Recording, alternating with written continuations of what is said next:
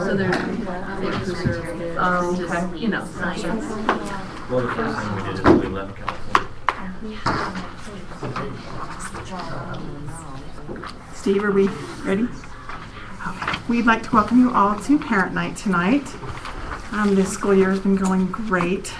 So we will start out tonight with a song from Sister Anderson, hymn number 27, a prayer from Brother Hanks, and a pledge from Brother Becker.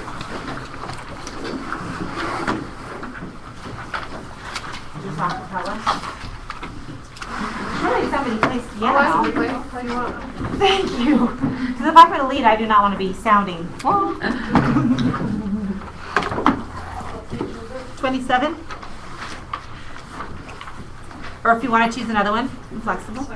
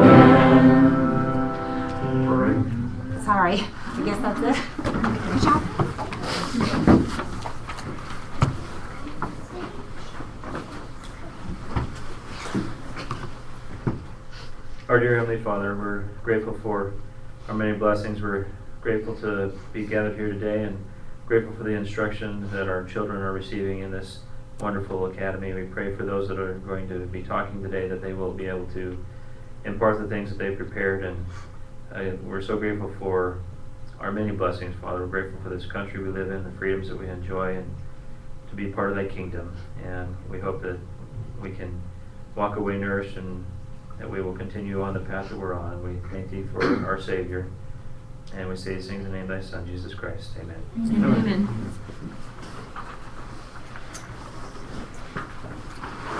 Please rise.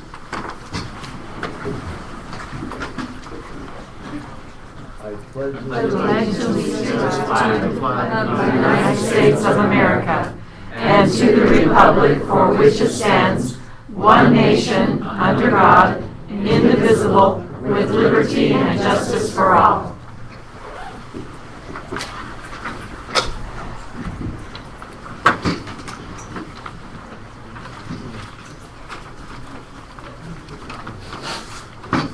Okay, so we have some announcements coming up. We'll go over the calendar for October. We're going to change Spirit Day from Wednesday to Thursday so that it's right before the conference break, and we'll be going over general conference preparation with the kids. October 16th, we will have another Spirit Day. The 23rd will be our next parent meeting, and on October 25th, the seniors have a service activity, and we will get you more information about that. On the 31st, we'll have a Halloween harvest party, the last 45 minutes of class, if parents want to come and be involved. Excuse me. So I'm going to introduce you. We have our new PAC council, and the chairperson of it is Sister Leanne Anderson and her husband Michael. Then we have Chantel Willard. Chantel Willard and Lenore Lily White and Kim Condor are our PAC, and they will be contacting you each week to see how things are going. So you'll get familiar with them. I'm going to turn the time over to Dr. Kimber for a minute. He is going to go over some suggestions for guest speakers for our Spirit Days.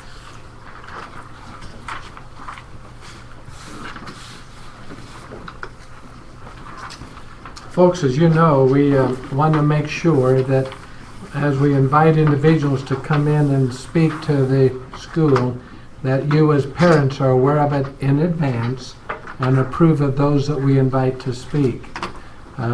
These have not been asked yet, but we've had them in previous years. They have told us that they would be willing to come, and there's only a couple of them that have called and said, or some of them have called and said, do you want us again this year? And so what I wanted to do is present their names and have you kind of listen and review and see what your feeling might be. We'll be presenting different ones at different times, but these are not just this next week. This is over the next number of months. Can everybody hear me okay as I go through this list?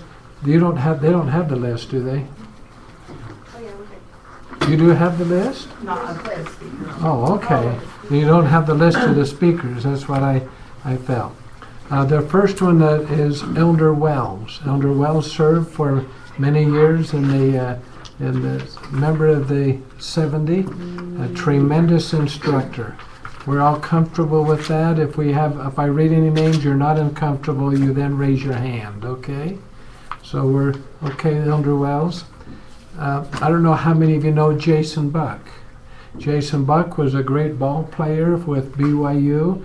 He was one of those that won the Super Bowl, just an outstanding leader. And I love having him come and talk on what it is, the standards of Christianity among the sports world. It's just really fun. He brings in his big Super Bowl ring that they won, and the kids kind of have fun looking at a ring that's worth thousands of dollars. But anyway, Jason Buck, are we okay there? What team did he play for? Redskins. Patriots. Oh. Well, maybe he did too. I'm just saying when I was a young Patriots. Yeah. child, I just remember. Can you remember that? Well, I was a nanny in Boston. Oh, there you go. Okay. They're all kind of part of the same. Yeah. Another one, Oh. Elder David Christensen. Elder Christensen is just a tremendous man. Serves now as the presidency of the temple. Served as the member of the presidency of the 70. We okay there? John Lund.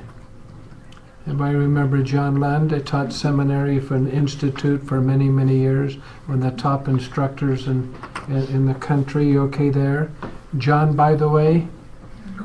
It's always fun to have John with us, and I love his presentation when he talks about his name. Anybody been there when he shows his name? Shows a outhouse next to the road. That's where they got their name, John by the way, or something. Anyway, Chris Heimerdinger. Yes. Okay, Chris comes in. Is everybody comfortable there with Chris? I am. We have and I'm trying to remember his first name, and I can't. That he's one of the great youth instructors. His last name is Smith. Can hear Hank. who? Hank. Hank Smith. Thank you. Yes, everybody comfortable with Hank as a youth speaker. Dr. Oren Gutfeld is the archaeologist in charge of the Bet Lehi excavation over in Israel. A very, very popular speaker, and I'm flying him over in February. And I would love him to be able to meet with the students. And when your students go with us over to the Holy Land, would be working under his directorship.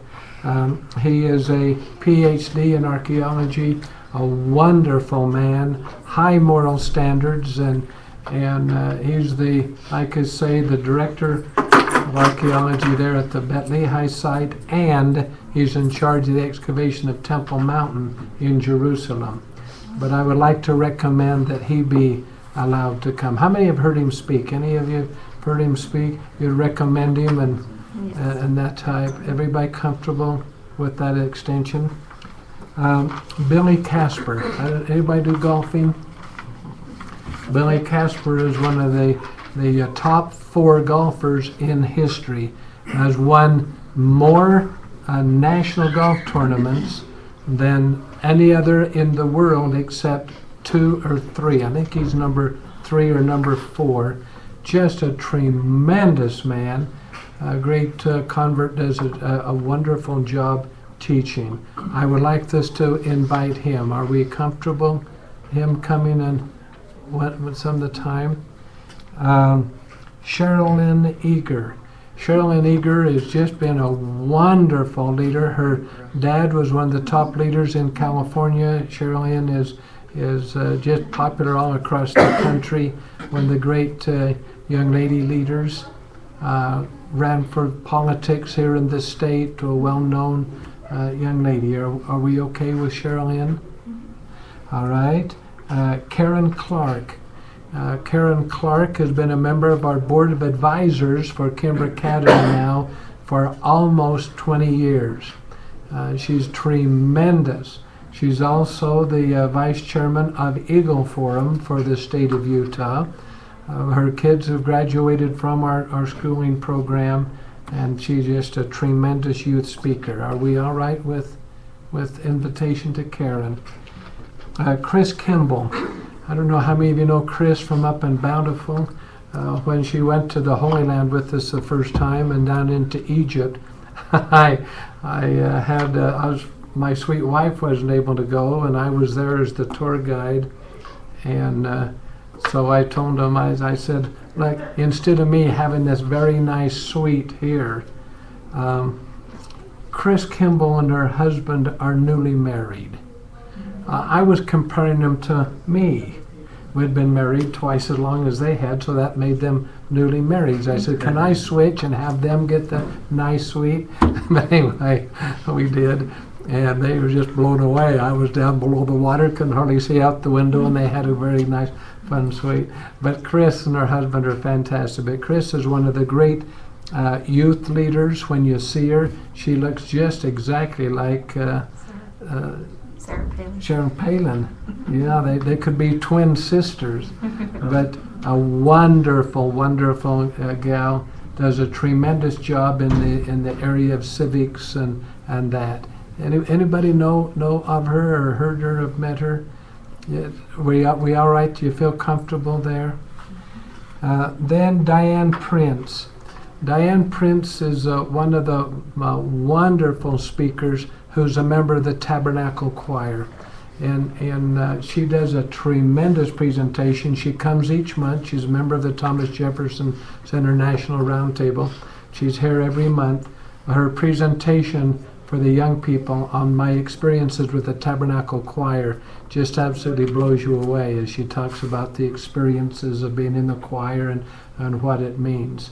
But some of you know Diane and have met her, and I told her, I said, I wave at you every Sunday when I watch you on television on the spoken word, and you never wave back. And she says, all right, when I know you're doing it, I'll smile. So every time you see me smiling, you know that I'm saying hello to you. But Diane is wonderful. Both her and her husband sing in the Tabernacle Choir. But their presentation is great. Are we okay there with Diane? Are you comfortable there? Then you've got Lauren Burton. Yeah, he was the superintendent of Granite District for many years. He retired, and he and his wife went on a mission to Egypt and were there right as the uprising started, and they had to quickly escape, and they had a really nice presentation. Their presentation on the experience in Egypt just blows you away. The kids will go wild with it. By the way, please remember, whenever we have these speakers coming and being here, you parents are certainly welcome to come. We'd love to have you here. We want the rooms filled when they come. It would be a great experience. And Dr. Kimber, also the distance learners who are close enough, please come. Yes, all the distance learners and those that are part of other schools that are close by. They would want to come too. Okay? Are we all right with him coming? Janine Brady. How many of you know Janine Brady and Bright Music? Janine's been a member of our Board of Advisors for many, many, many years, and just tremendous. In fact, it was she who came up with the name of the Glenn J. Kimber Academy. I wanted to call it the Thomas Jefferson Academy or something after the Founding Fathers. And we had about 12 of the leaders like this on our board of advisors. And it was Janine that turned to Elder Rector and said, Elder Rector, would you ever write a book and put somebody else's name on it? And he says, no. She says, I wouldn't either.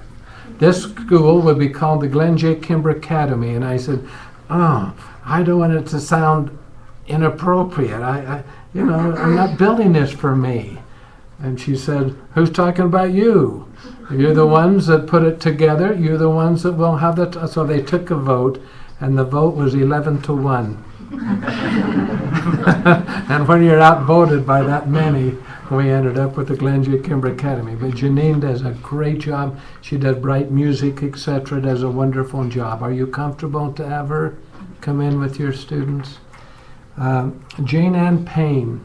Jane Ann Payne has been a great leader. She was runner-up for Mrs. America.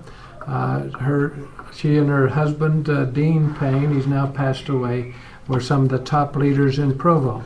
Janine worked for a period of time in Washington, D.C. She was the chairman of our national organization called the National Center for Family Studies.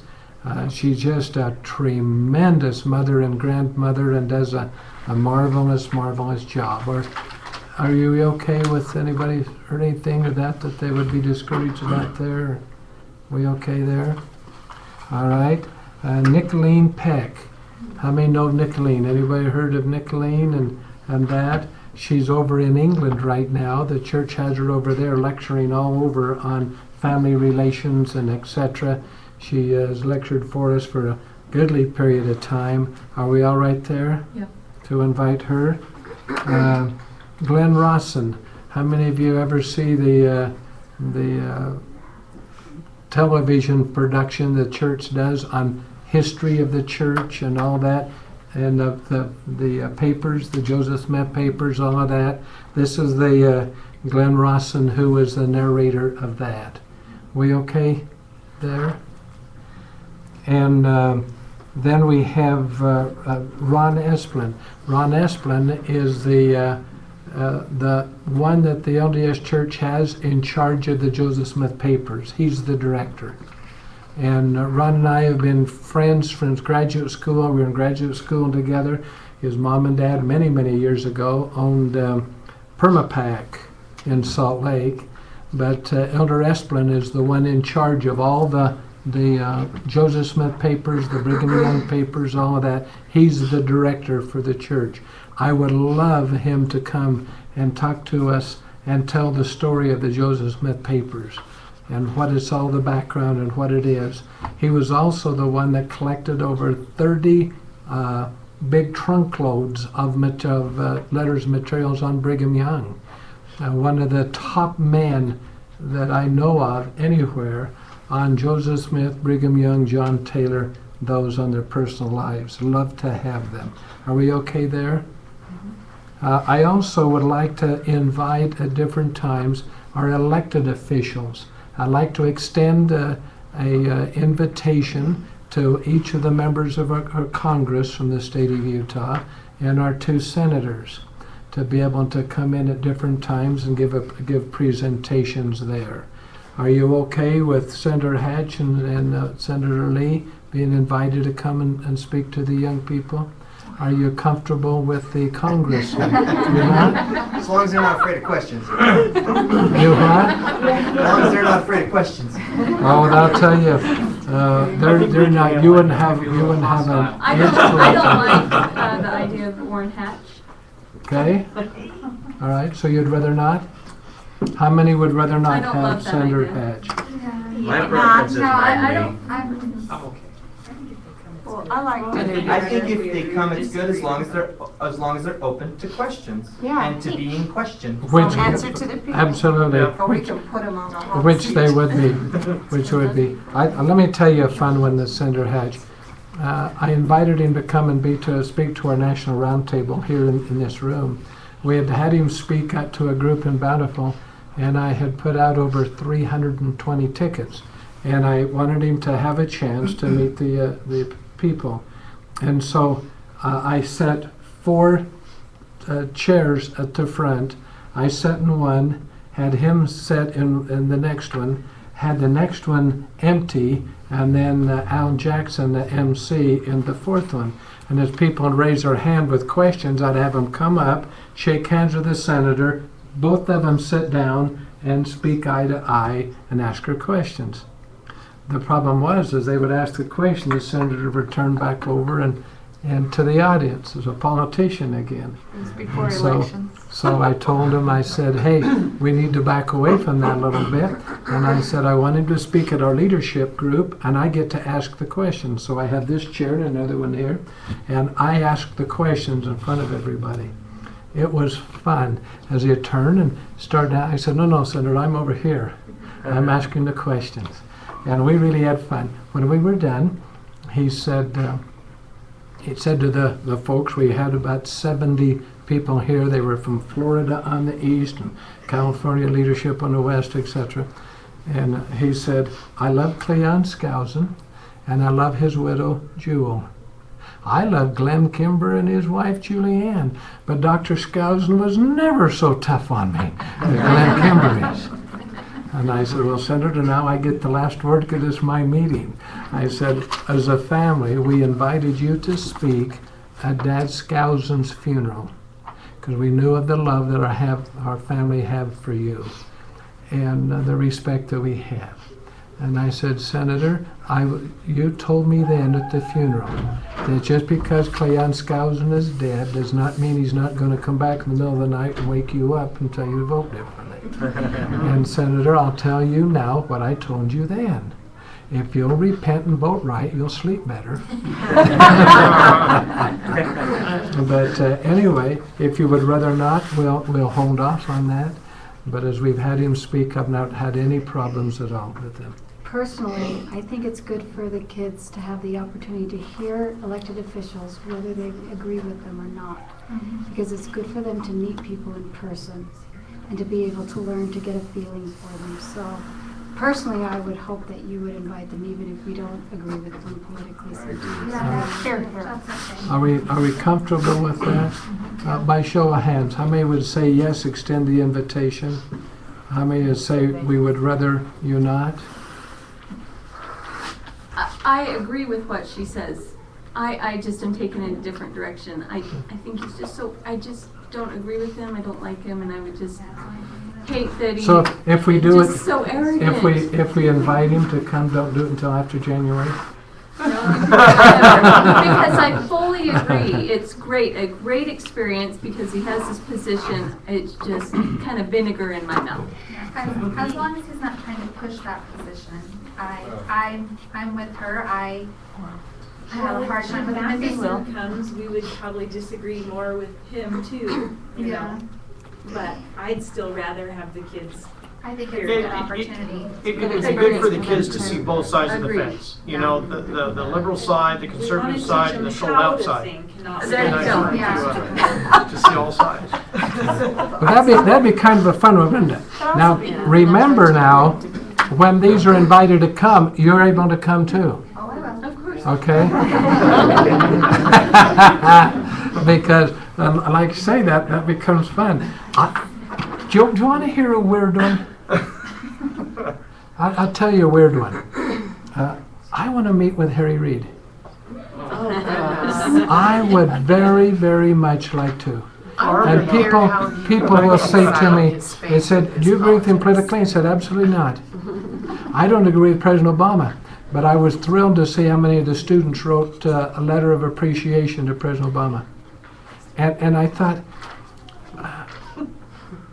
if I were alive about 35 AD, I'm not positive I would invite Saul to come and meet my kids either. And so I pray for people like President Obama and Harry Reid that they'll go to Damascus. I would love them to, because maybe on the way they'll see a light and hear a voice. Just 20 minutes from the White House. Anyway, all right. Any others? Are there any other individuals you would like us to invite to come and speak? Yes. I don't have an individual. I was just going to make another comment about Senator Hatch. When we went to the Bountiful event, I had my teens with me. And oh boy, there was conversation about that meeting in the car afterwards.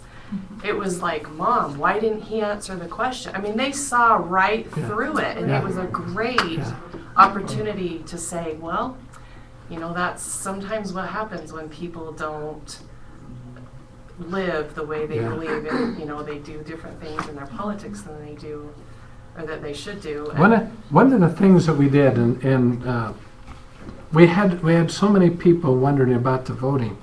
This was a few years ago before Dr. Skousen passed away. So what he did is he had a meeting in his home and invited the leadership of the Republican Party and the various leadership of the House and the Senate of Utah come together and sit in the living room there. He had a large living room. And we were sitting there, and Dr. Skousen said to the senator, he said, now, Senator, they can ask any question they want, and you answer it. But what we want you to do is they ask a question, we want you to tell them why you voted the way you did on each particular issue they want to ask you about. That was an eye-opener like the people had not seen, because they were watching the votes as it was presented by the press, but had no idea of what was happening behind the scenes. And this type of a thing, like you were talking about, Steve, having them be able, and I want all of them to be willing to be subject to questions, and having parents and teens in that asking questions, I think could be of benefit. But at the same time, if you are uncomfortable, we'll go a different direction. Okay?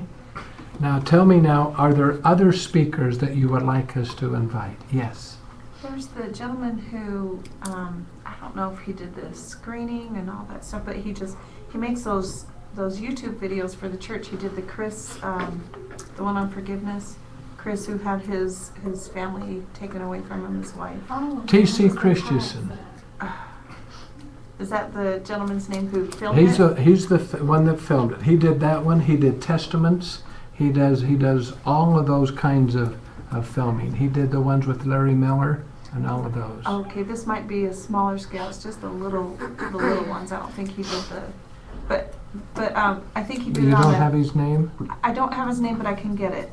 His sister's in mistake. Get it for us, and we'll present it at the next meeting. That one, and then he'll do excerpts from their talks. Okay. Anybody know who he's talking about that might help his there? name, but I bet you I can find his name though, because one of my friends works with the I'm a Mormon films and those ones as well. So. Yeah, that would be super. Okay. Others? Other you had? Some of you were. Yes, sir. Well, I heard that Pat from the Glenn Beck Show owns helps with one of the Kimber Academies up there in Texas. I was wondering if he'd be willing to speak. I would have absolutely no problem talking with Pat.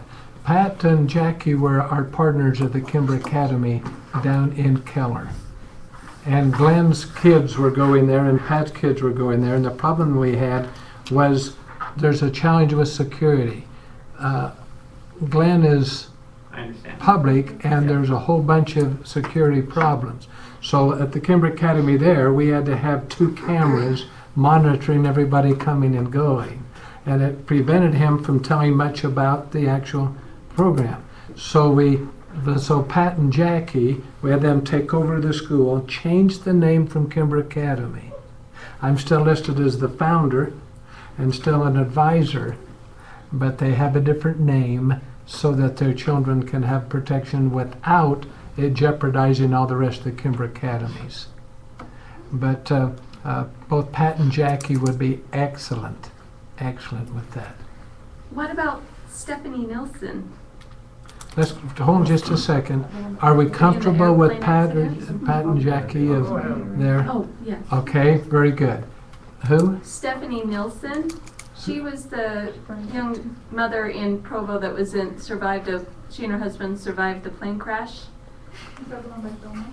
Excuse me? And she got burned. The one who did down. She's the one she that's lives in My Provo. New Life. They were in Arizona. It happened, I think, 5 years ago. Stephanie Nilsson. Okay.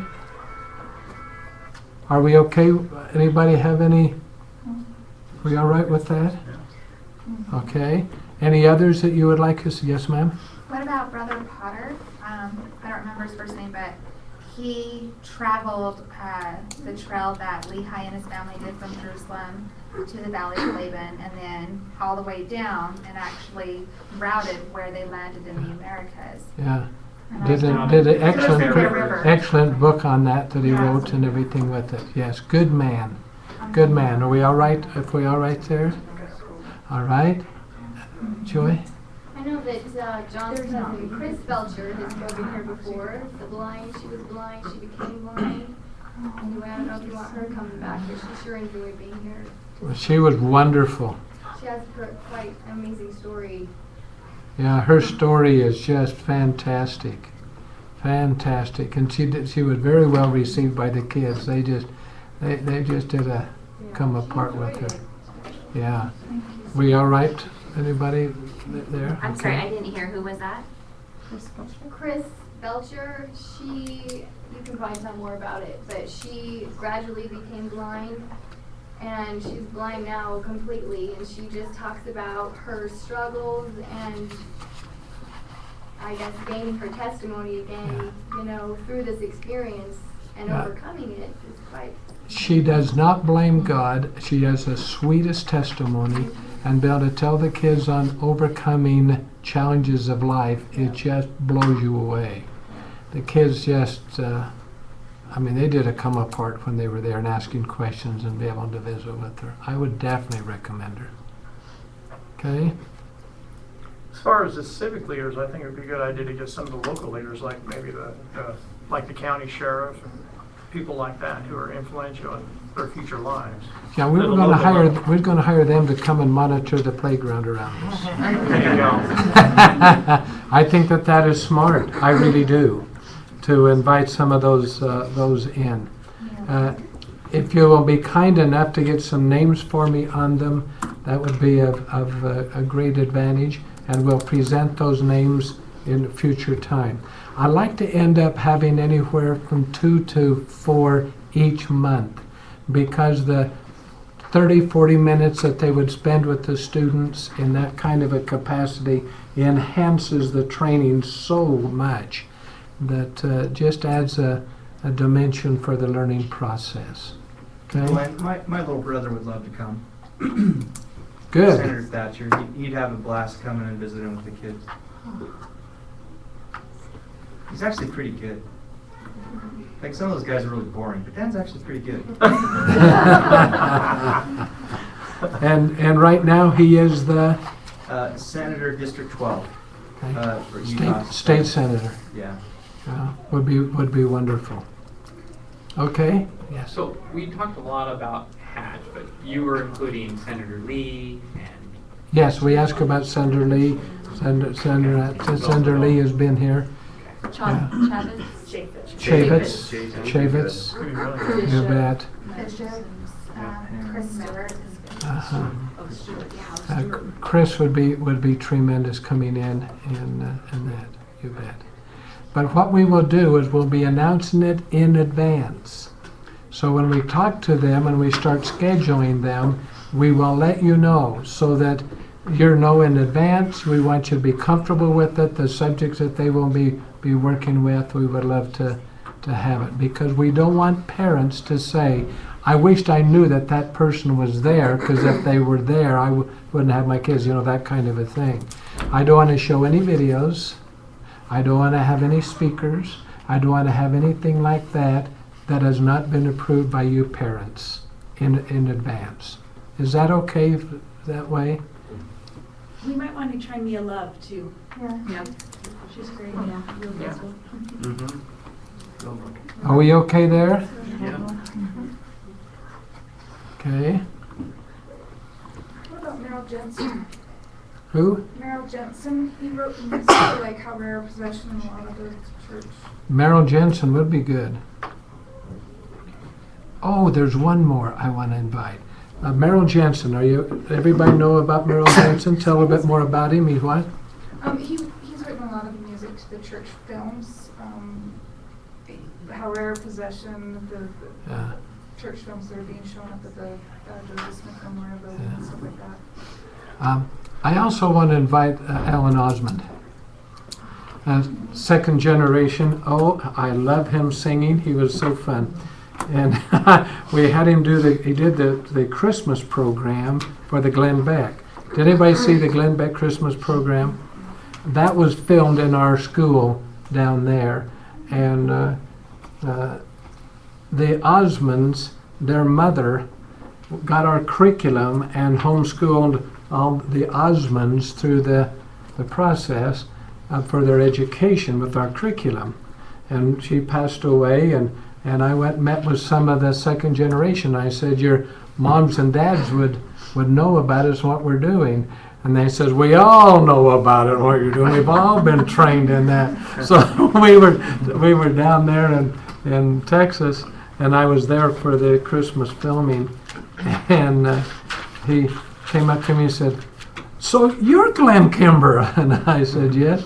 And he sang for me 3 different songs, but it was fun.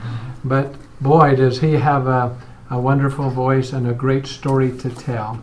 Are we all right inviting the Osmond folks to participate in that?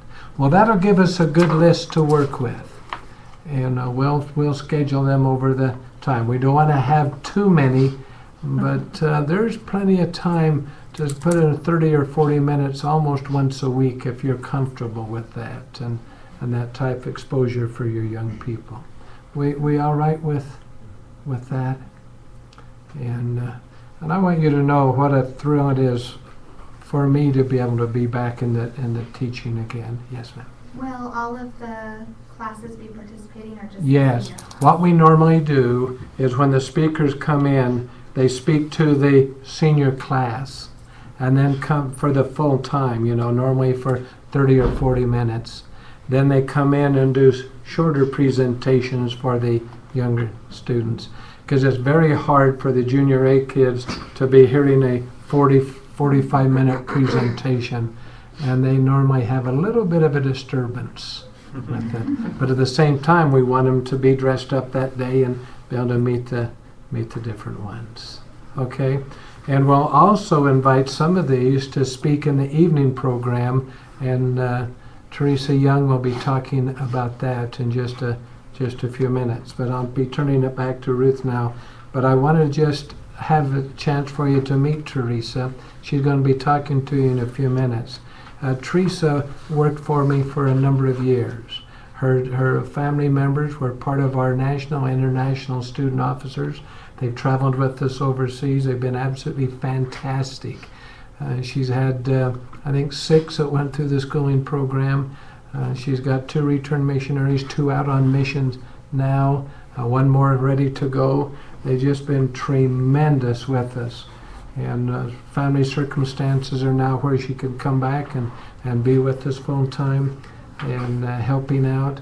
And I'm just absolutely thrilled to have her become part of our team again. But we'll have her in just a little bit. I want you to get acquainted, okay? And this wonderful young lady right over here is moving to a place called Atlanta. And her husband will be living back there, and they're talking about setting up a school in Marietta, North Atlanta. And they'll be here until January, going through and learning the material. Then she and her family will be going back there and setting up a program back there. That's why I was kidding and saying they would wait and ask Senator Hatch after January. But anyway, any other questions for me at this particular time? I'll be speaking a little bit later, but that'll have now. Ruth, thank you, dear.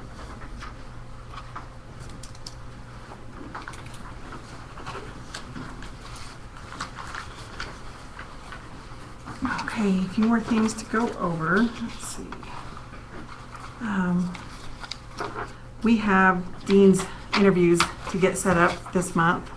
How many of you know how to do the return and report, where you go through your kids' work and you bring your goal sheet in for the Dean's meeting? So I'll be passing around the sign-up sheet, and if you can just pencil that in your time to come in. and there's a reminder slip you can take home with you. And we will, on our weekly newsletter, we will send out the goal sheet, so you have that. And how many are receiving the newsletters? I understand there's a few people who haven't been. Rick, can I take a moment or two Sure. on that? Let's stay there. Folks, one of the things that I learned a number of years ago, as you know, I've been involved in the educational program for a number of years. And we need to have you parents involved. We receive inspiration with your children generally, but you receive it specifically. And we want to make sure that we are teaching your children the way you want them taught. And we can't know that if we don't have an opportunity to meet with you on a regular basis. So one of the things that we require, remember as we signed our memos of understanding together, that at least once a month we want to have both, but if both parents cannot come, at least one parent to come in and meet with us with each of their children. And so that we can spend some time together where you and your children will set the goals that you have for their academics, so that we can know what you would like to have us help your children achieve. So you'll be telling us what you would like them to accomplish in math, science, language arts, etc. And you and your children will set the goals. We don't, you do. And your kids see it set with you telling us, so that the children are accountable to you. Then for the month, our faculty will work hard in trying to help tutor the children to be able to meet your goals. But these meetings and coming and meet with us is an absolute necessity. Otherwise, we just absolutely don't know how to encourage them, how to work with them. And I was trained to be a public school teacher, and it was never to listen to parents. It was always to insist that student and parents do our thing. I'm offended by that. I want to make sure that you see us as your employees. You're our employers. And we want to meet your goals in the education of your young people. But if we don't know what they are, how do we know what to do with them? Does that make sense? And so this is a very, very important. And please plan on each of the interviews will take about 30 minutes. And they'll either be meeting with me personally or with Ruth. And when they meet with Ruth, then she will be sharing with me. And those in the Junior B class will be meeting with us. We will there share with the Junior B, share with the faculty of Junior A, so that you are in charge of the education of your kids. That is so vital. Okay? Linda, have a question. You had a question? Melinda, did you have a question? I was just wondering about the Junior A. If the Junior A is doing the dean, or is that? Now, for now, while we're growing the school, we normally will have a dean for every 50 students. We've learned over the years, and we've had some schools as many as 700 students per school, and we've learned that a dean can handle about 50 students. And so while this growing, why the two of us will be the deans of the school, so that we'll be meeting with you individually. Then we will share with the faculty of each class what your goals are. Is that okay? That's what this meeting is all about. So when we talk about return and report, you are not reporting to us. This is not a send up and say, now what you've got to do is come back and report to us what you're doing. No. Don't think it this way at all. But as you are reviewing with your children what they're accomplishing each day and each week, you'll be coming back and let us know if we are meeting the goals you want us to do. That's what it is. Does that make sense? So that we're accounting to you, you're not accounting to us. The Lord didn't select us to be the parents of the kids. He selected you. Okay?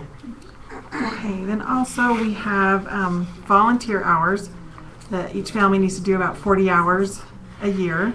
And so we'll be sending out some sign-up sheets and ideas on what you can do for volunteer hours with the next newsletter. And then I'm going to now give the time over to Teresa Clark, who is our special events and electives supervisor. So she'll come talk to you about that.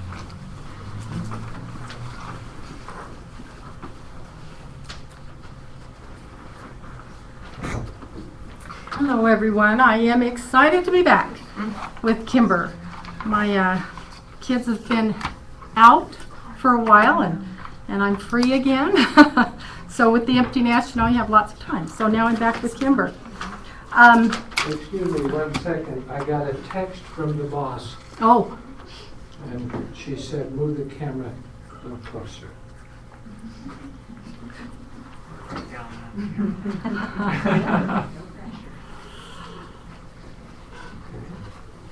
And tell my wife, yes, I did it. Okay. I wanted to talk for just a minute about the elective classes. We had sent some flyers home and so forth to let you know that we were going to offer some elective classes. We didn't get any interest, so we're going to back off and hold off on the elective classes for now. Usually it's something that we put into practice when we have a little bit larger student body. And so we need to make sure that we have enough students in these classes in order to hire teachers and so forth. So we're going to put it on hold for a little bit. But what I'd like you to do is, if you have specific, I have this little form here. I am going to pass it out to get your input. Maybe just take one, pass it on what kind of elective classes you might want to have for your children down the road a little bit. Okay?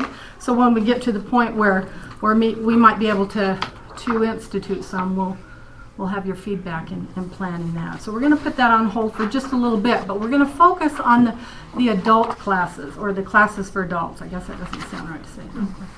The classes for adults through our special events program, the evening classes, and seminars and so forth. How many of you have gotten an email from me about that? Okay, I don't think I have everybody's email on that list, but I will add you to that. But again, what I'm going to do tonight is pass out the schedule for October. We have lots and lots of events scheduled for October. Evening classes, and once a month an all-day seminar. Okay. Quickly pass those out if you would. What we're going to do with these is we're offering these not just for you, but first and foremost for you as parents of our students, but we're also opening this up to the community as well, and any of our contacts through the other schools that might want to come and participate in these classes and seminars. There is a fee charged for these, and this gives you an opportunity for your family to help earn some money for your tuition here at Kimber Academy. So let's, has everybody got one of those quickly so that we can look at them? Our evening classes, let me just quickly go over this because I know we're going to run short of time. These are the evening classes that we have so far for this month. Tuesday, Wednesday, Thursday, Friday nights are available. Not all of them are taken because we have parent night, we have other commitments to the building. But these are the ones that we have scheduled so far. They're from 7 to 9 p.m. I've got the instructor listed to the side, and just right below that there's just a little quick spiel about those instructors, but I have a little longer bio on them that I'd like to email to you so that you know a little bit more and can get more excited about them and tell your friends and neighbors and family members and so forth. But so for any of these evening classes that we charge $10 for, you can sell tickets and you get to keep $4 of that ticket and earn money for tuition. So I'm going to send out a sign up tonight, and you can let me know any of these classes you might like to have some tickets for to start selling, and I'm going to have those available for you tonight. Go down about the middle of the page. We have the Healing of America Constitutional Study course as well. That's a it's a 16-week course. There's 4 different sections, and we're going to do the first one this October, the 4 classes. For each section, each 4 classes, it costs $39. That includes the manual. And for each one of those tickets that you might want to sell, you get to keep $10. Okay? And then our monthly seminars. These are going to be really fun. The first one is scheduled for October 26th. We're calling it Have a Great Day, because the whole point of this day is to learn about things that are going to help you learn how to have a balanced day where you just feel good about yourself and positive about yourself and things that you're accomplishing. And this kind of gives you an outline as to what we're going to follow. The first class is going to be along spiritual health. And in October, it's called The Command That Embraces All Others. The next class is physical health, to run and not be weary. And I haven't got the teacher yet. I'm trying to decide between two. There'll be an hour lunch break, and then another class with emotional and mental health. This is going to be called Pathological Positivity with Dr. Paul Jenkins, and he is a lot of fun. And he just wrote a new book on this. It's how to think positively in your life in a lot of ways. The next class is Healthy Relationships. This is called Marital Ecstasy by Eric and Mindy Heath. They teach this class all over the place. If any of you have ever been to it, it's a real exciting class. This is geared for couples. We'll have a break where you can go and get some dinner and then come back for our freedom session, and it's going to be on financial freedom this month, or October. The Parables of the Talents Applied is the title by Chris Miles, and he trains all over the place in finances. He is the cash flow expert, where he shows you how to free up money that you are losing that you're not aware of that you're losing. So these are some exciting things for October, and every month we're going to have the same kind of thing. We're going to have evening classes, we're going to have one-day seminar, and some special events, whether it's the constitutional studies or other things. This is to help us fund the school, to bring money into the school, to help fund our youth program and keep us going, but also to provide your families with an opportunity to make some money to help pay for your tuition here at school. Does that sound like that's going to work for you? Exciting? Okay.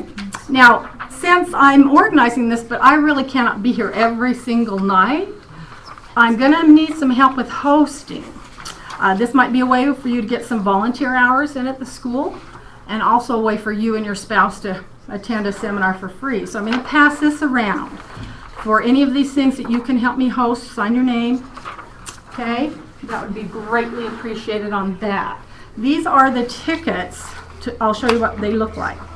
These are the tickets. This is just 4 tickets for the constitutional study. This is 1 ticket. So if you sell one of these, you sell it for $39, you get to keep the $10. So let me know if you want some of those. It'd be great if you take some of these home tonight and see how you can get selling them. And then these are the tickets for the monthly events throughout the month. Each one of these is different, okay? And each one that you would sell for $10, and then you get to keep 4 of that. And if it's for the seminar, then it's $45. You get to keep $15 of it, okay? If you'll write on, maybe I will send, let me find this other paper. Here we go. Let me start this on this side.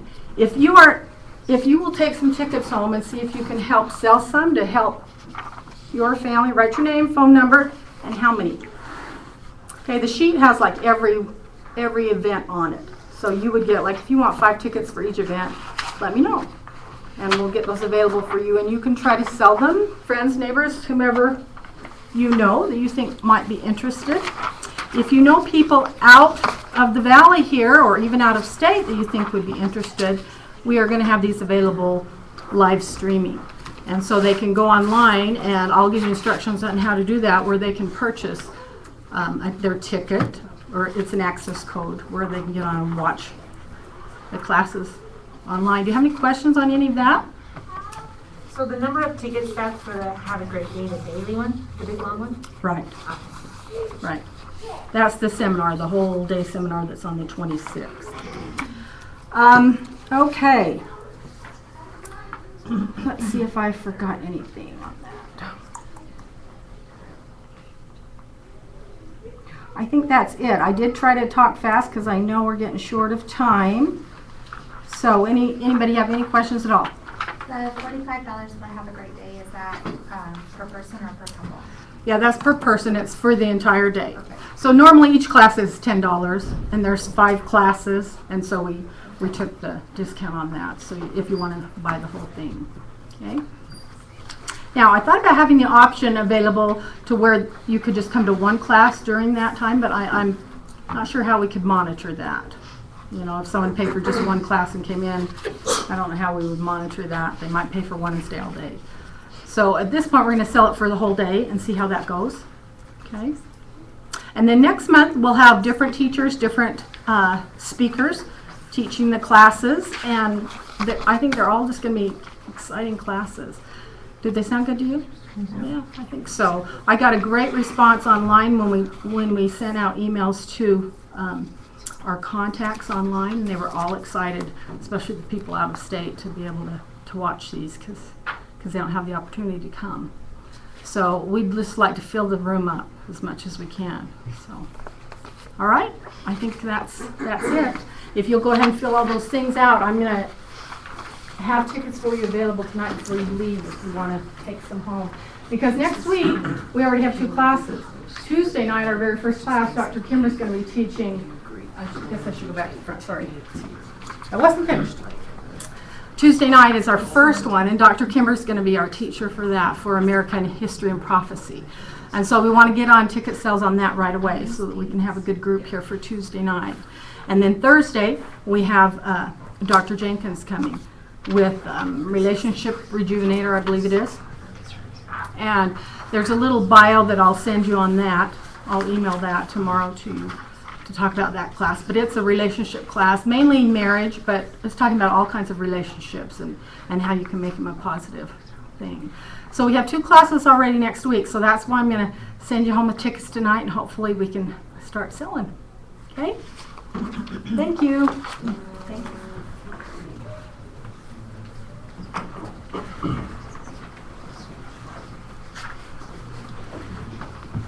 I highly recommend coming to the Healing of America seminars. They were one of the most amazing classes I've ever taken. Okay, so we are now going to split up and have everybody go to their children's classes and speak with their teachers and have the teachers go over what they're doing in class for about the next 20 to 30 minutes. Okay. So I've turned on the junior feed. We're streaming on the junior feed, so if people want to go to the junior feed, they can. Okay, thank you. For the homeschooling people, the distance learning. We can go to the junior feed too. Okay. The only one that were announced on it, Steve, is for the administrators. I'm sorry? The only ones that are watching it are the administrators of the school. Oh, are they? Okay. Yes. I told the parents to tune in. I've been talking about it all week, so. All right, you want to senior class here, junior B next there, junior A over on this side over here.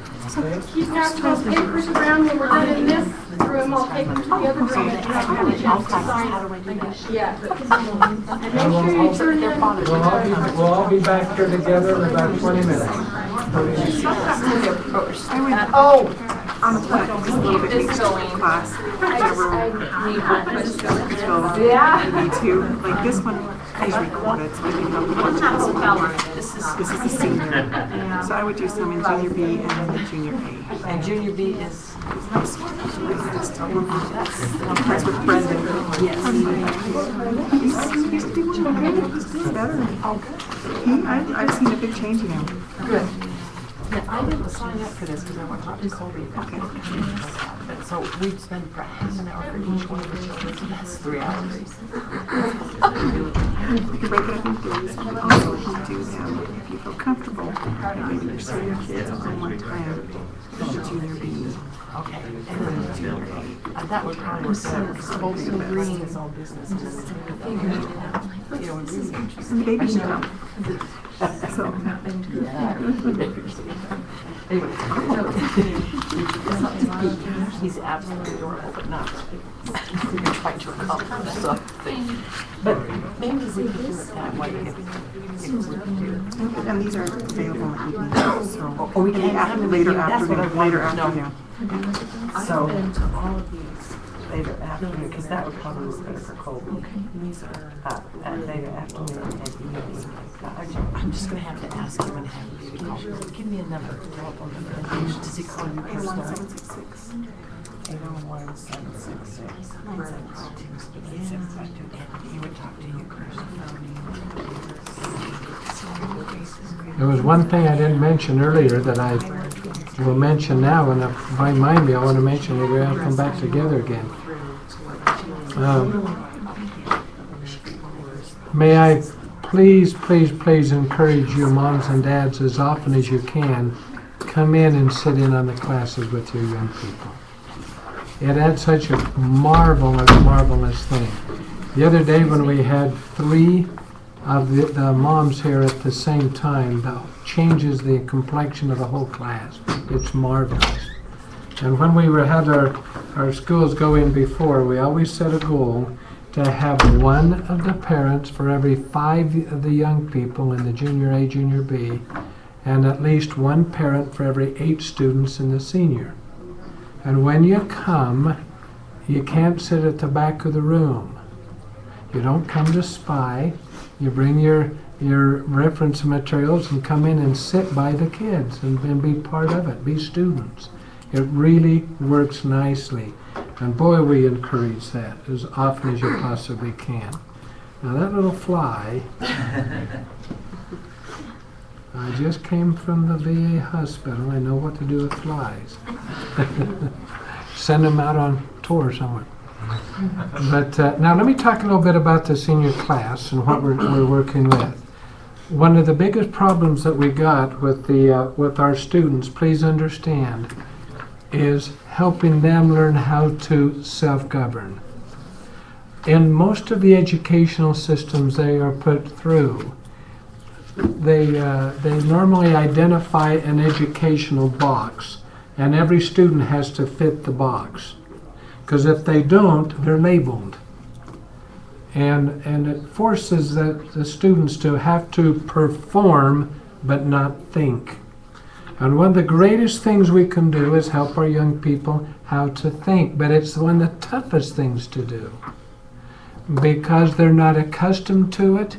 And a lot of times when I'll say, now take out your math and start working on your math materials, I get blank stares. And they'll say, now what do I do? And one of the things that you'll see when we send out the test results of what we have now, the majority of high school students get very poor grades on basic numeration, basic arithmetic. We take these kids. Do you know how to get rid of a fly? Fly Get out swatter. fly Where's swatter. the fly swatter? It disappears. I have How's that? Was that okay? Now I wasn't able to take a chopsticks and catch them. Oh, you got that one there? He got away. Oh, well, don't send him back up I here. know. All you got in that. But we have been trained to psychologically tell the young people that they are really advanced as soon as they get into their algebra. And they miss numeration so often. And so when we hand you the tests here, when we bring the group back and I'll be discussing tests, you're going to see that many of your students will score twice as high in geometry or statistics than they do basic numeration. But that's just a signal that when they head into college math, they're going to have problems. And so we have to remember that mathematics is really numeration, basic arithmetic applied to different things. Basic arithmetic applied to a formula is called algebra. Basic arithmetic applied to shapes and dimension is geometry. Basic arithmetic applied to dimension is called calculus. Basic arithmetic applied to finances is business math. Basic arithmetic, you see, everything starts with basic arithmetic and then it's just simply applied. And if they don't get their basics, we have a challenge. And so going through and helping with their math materials is going to be a fun time. But please plan on your young people going through a period of time called detox. And detox is where they're going from having to be told you got to do everything here and here and here and here and here to where they learn to think on their own, create on their own, creativity. When I was going through to get my second doctorate in the field of education, I'd already got a PhD in the area of constitutional studies.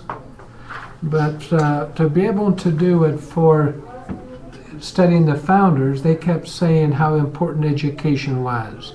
So I wanted to get a second PhD to learn about education itself. That was an eye-opener, because I was able to document what they had taken out of the classroom. And as they took religion and morality out of the classroom, academics collapsed at the same ratio. But starting in the 1980s, they replaced religion and morality with anti-God and immoral behavior. And instead of just not talking about religion, they talked bad religious practices. And watching that happen, academics then just took a nosedive. And so when you got a chance just a year ago of hearing the priesthood session and hearing a wonderful man who's been involved in education all of his life stand up and say, look, the statistics are now in. Our young men especially have the worst academic scores they've had in 41 years. And worse than that, they don't even know who they are as young men and the young ladies and what is happening with life. I mean, it's just been a collapse. It hasn't been just a decrease, it's been a collapse. And one of the biggest collapses has been when the student has lost the ability to think. They have been trained to perform, but have not been trained to think. That has been one of our biggest problems. And so I was trained in school, going for my bachelor's degree, to become a school teacher, that when I am teaching, if I'm teaching mathematics, the student has to get the correct score by doing it my way. If they have the correct answer, but got it a different way than I want them to get it, I was to mark it wrong. Did you ever remember that in your schools? Did you ever see it in your classrooms? And everything is, you've got to do it this way, this way, this way. And so when I started the young people and realizing their ability to think, to self-express, had to become the focal point of education. That's why all of their material is based on a principle of create your own textbooks. Now please write down, I need to have every student, every one of them, if they've been with me for 3 or 4 or 5 years, fine. Don't bring your manuals that you had last year. Every one of the young people need to have three ring binders. Every student must have them. Three ring binders. And one will be where they will use to write their mathematics, create a mathematics text. The other one will be for them to create their language arts text. The other one, their science textbook. And we want to guide them to create their texts. If they were here last year, hallelujah, they're done with their science. Good, then they do another science. And if they're here for 4 years, they do 4 different sciences. If they're here for 5 years, good, it's 5 sciences. They're here for 6 years, it's 6 sciences. Because they have to create their own manuals every year. And by creating their own, I want them to be able to come home every day and share with mom and dad what they have done in each of their classes. You need to see what science that your kids did that day. And you'll need to be setting the goals with them so I know how many vocabulary words they're working with. I taught the young people how to create their science book. They start with an introduction. They need to have a division in that 3-ring binder. And the division needs to say introduction. Then they need a division for each of the chapters. And they'll have anywhere from 6 to 8 to 10 chapters. And then they will have a conclusion. And that becomes their book. Now they will start building it and building it. Their cover is extremely important to be able to have How and Why Did God Create the Universe? Written and illustrated by, they have their name. That needs to be on the cover. If the cover is Mickey Mouse, poorly put together, I guarantee you every part in that book will be the same way. And one of the things that I'm going to do this next week or two is I'm going to invite some illustrators and artists to come in and spend some time teaching our young people how to design what their books look like. Believe it or not, that is not a waste of time. It's just the opposite. Because when their book looks wow, they will have the content of the book looking wow.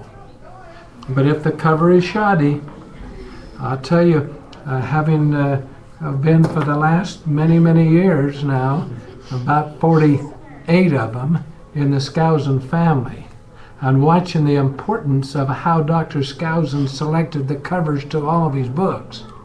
I mean, he paid buku dollars to make sure that the covers were wow.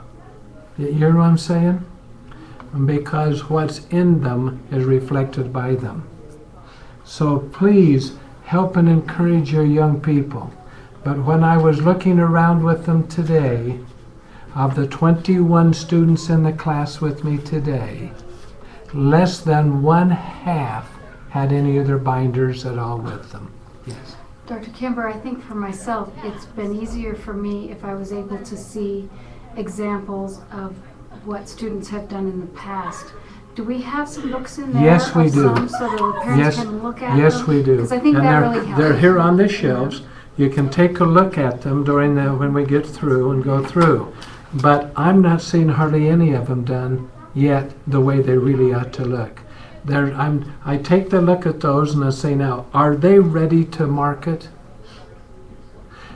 Do we have any idea what demand there is out there for students who do those notebooks properly? I can market them all over the country for them. Their college degrees can be taken care of. Their missions can be paid for. All over, you've got thousands and thousands of parents that would love a textbook for their kids called How and Why Did God Create My Body? How and why did He create things? How and why did He create the universe? No kidding. There's nothing out there. It's a total vacuum. And I want them to be able to have it so it's ready to market when they're done. And it becomes a wow when they have it put together properly. But I want them to take pride in what they're doing and love it. And I don't mean bad pride. I mean appreciation pride. I know that President Benson says that there's no such thing as good pride. I know that. But to be able to be pleased with what they are doing, because when they write their textbooks, they are writing them to serve others. They're not writing the textbooks to hide under their beds when they go to college. Write them in a way they can be used to serve others. And we're going to be talking about that as we go through. But let me go through real quickly each subject. The subjects on the Book of Mormon, we've been going through the introduction. I go through the introduction only one time a year. I go through the Book of Mormon 3 times a year, but I do the introduction just one time. When I was teaching a number of years ago, I did not have the introduction, and I never felt comfortable that we was doing it quite the way it was to be done. And as I prayed about it and fasted about it, the Spirit whispered and said, why don't you teach an introduction? Why do you always start with 1 Nephi? Where do you start there? And I realized we hadn't been studying it. And so I went back to see what it was, and that's when I found the record of Brigham Young and what he was talking about, this whole thing. I wanted to feel it and sense it and really understand it.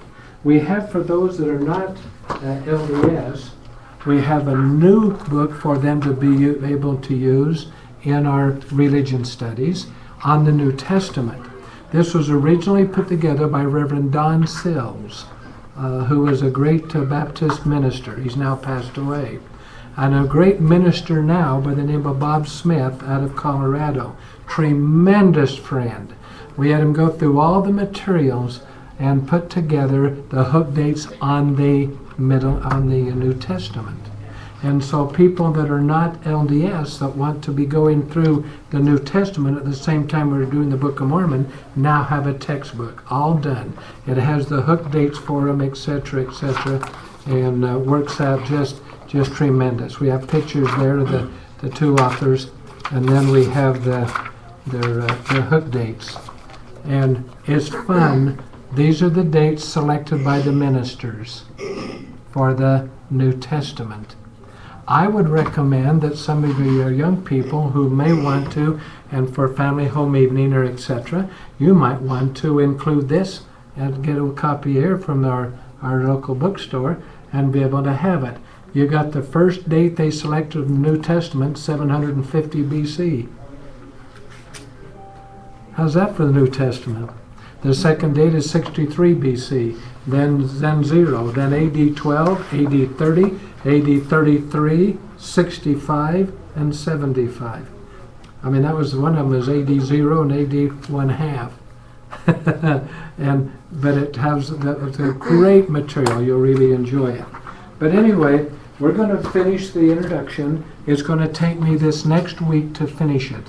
I've been working this last week, and we got about 38 total pages. We're on a page about 16, but the next part goes a little bit faster. I hope that what you do is invite your young people to teach family home evening to the family, and have them teach the introductory material. I think you'd really enjoy it. I hope you're reading through it with them at home. They'll really enjoy it.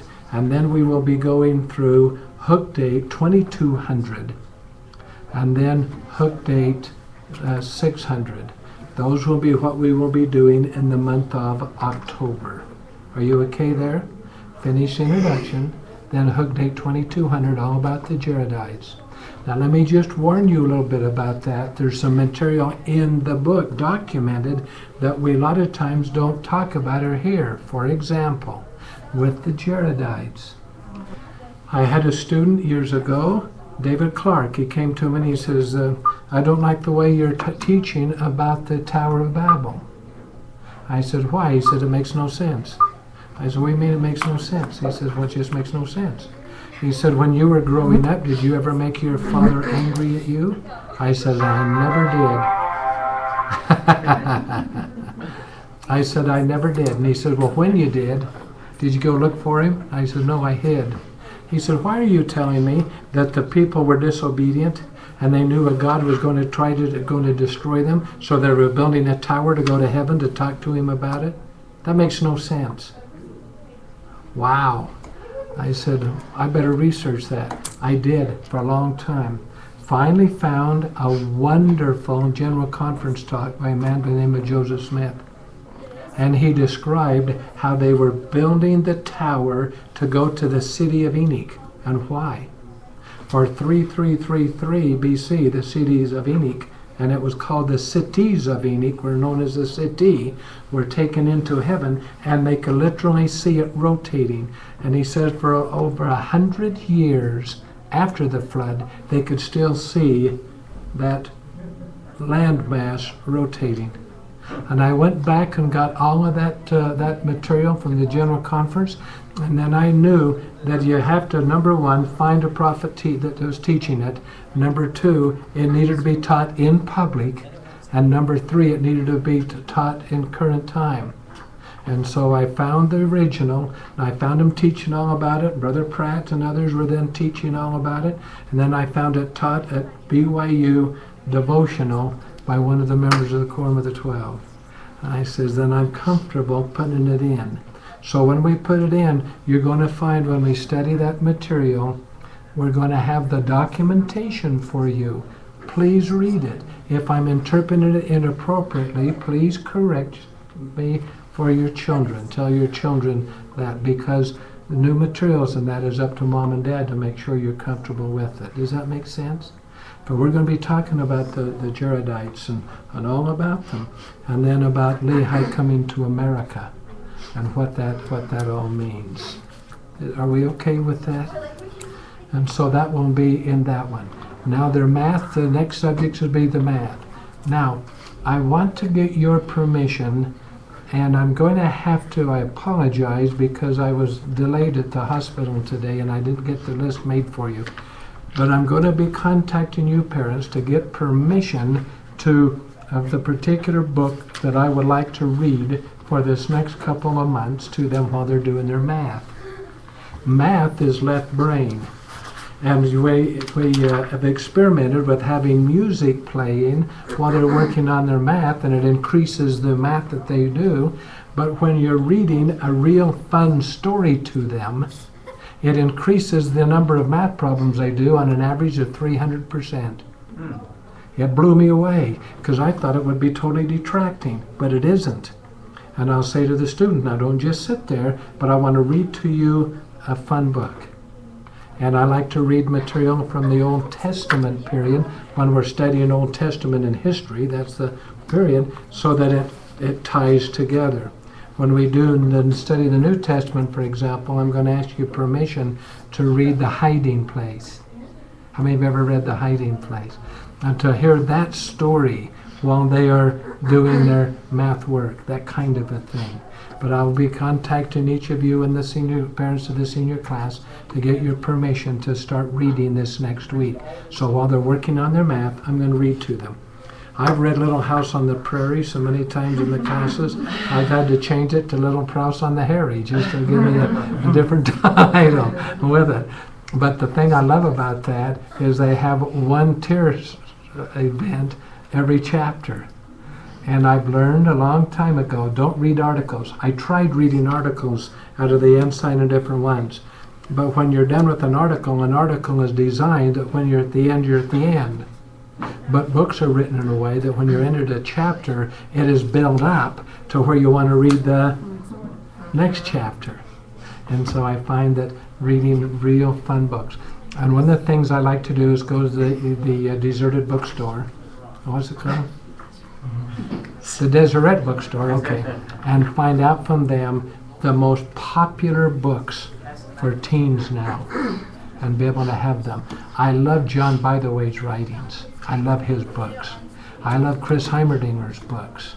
They are fun, but different ones. But I'll call and get your permission because I'll be reading while they're doing their math. Okay? And then their language arts. Please, please, please listen carefully. Each of the students in the senior class are requested to do an academic service project every week. And some of them are doing an academic service project in 30 seconds. That is not an academic service project.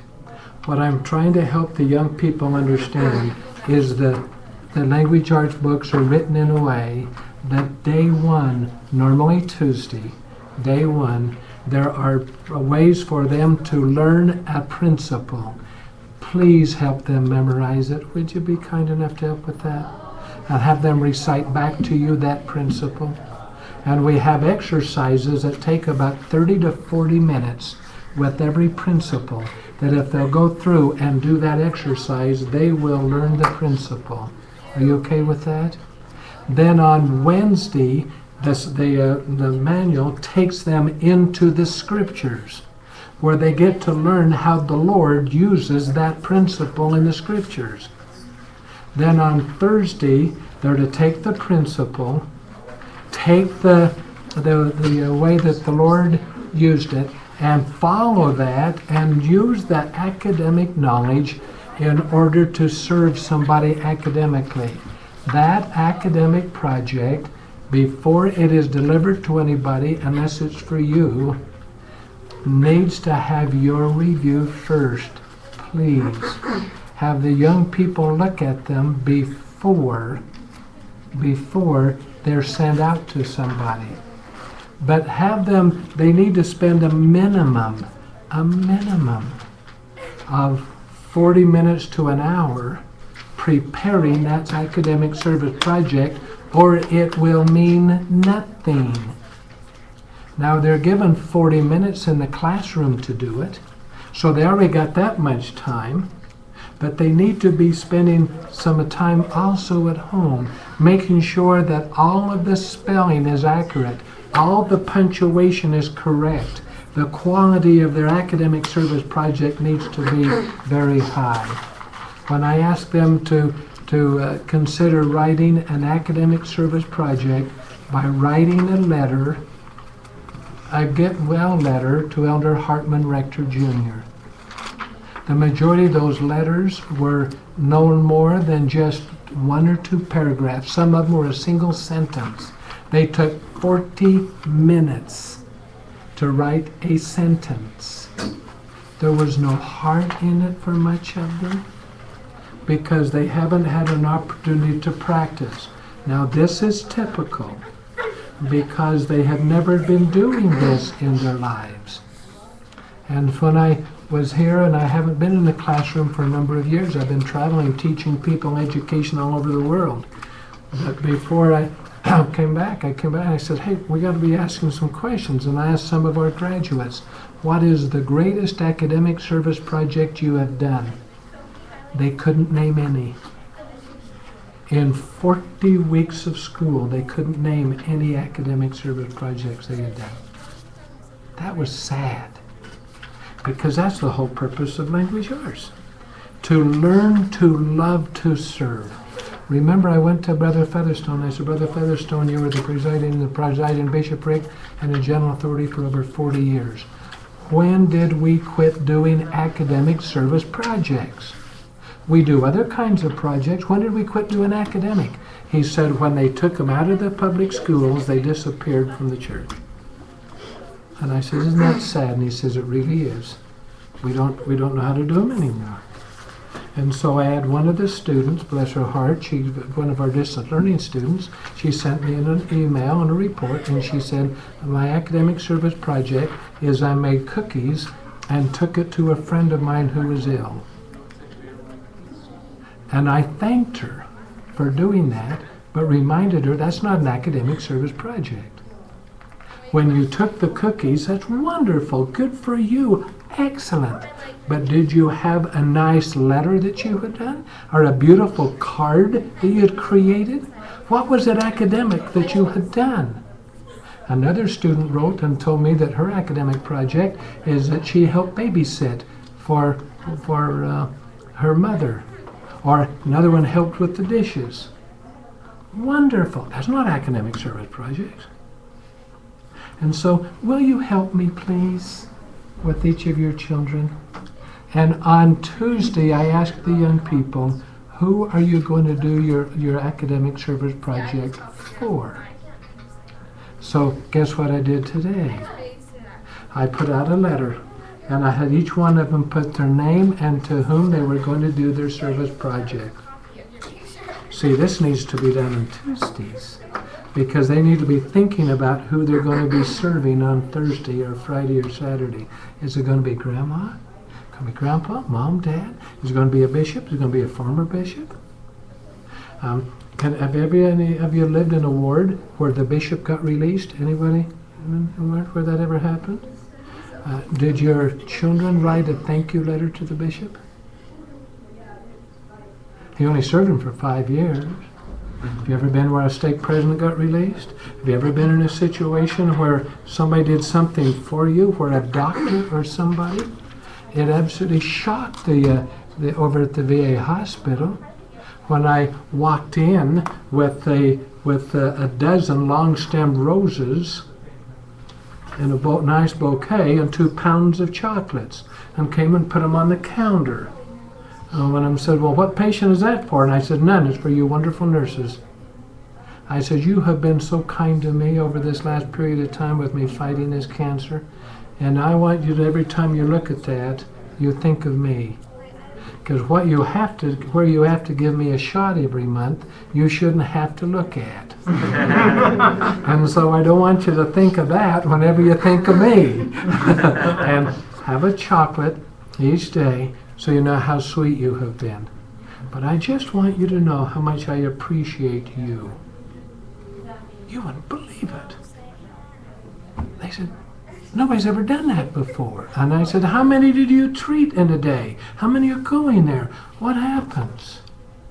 I mean, it's strange that we've lost it. Please help me Will you kindly? Now let me jump to the science. The purpose of the science is for the young people to learn how to search the scriptures, not the encyclopedia. It's not to teach them how to search the internet. That's only part of it. When they're going through how and why did God create, I want them to take a vocabulary word, and they need to do at least one a day. They'll take a vocabulary word, and they are to define it. Go to a dictionary, whatever, define it. They need to explain it. Explaining takes more than one sentence. Then they need to illustrate it. And when they have illustrated it and it looks real sharp, they have gone 2 to 3 pages of material on that one vocabulary word. Then they're to go into the scriptures to find out why God did it. I guarantee you when they do that, it will be one of the greatest experiences of their lives. It won't be just a little art contest to see what they're going to do and tinker with. You'll love it. You'll love it with them. And then we're working with the Old Testament. And they've learned the hook dates of the Book of Mormon, hook dates of the Old Testament. I think it would be fun if you would do me a favor. If any of your children, do any of your children ever come and want anything? Have they ever wanted anything? What if you were to say, yeah, I'll give you that, one condition. Give me the 10 hook dates of the Old Testament. Give me the 10 personalities of the Old Testament. Give me the hook dates of the Book of Mormon. Have fun with them with it. Only that's dumb. It is. That's why you have to do it. but help out. But we're going to be going through now hook dates for the Bible. We only go through the Bible one time each year. So after we have learned the main dates which we have, then we're going to go into and spend 1 week on 4000 BC, the creation. Then we're going to do 1 week on 2344 Noah. We might extend that to 2 weeks, because understanding the flood and what it was all about and everything in the ark and that whole thing is magnificent.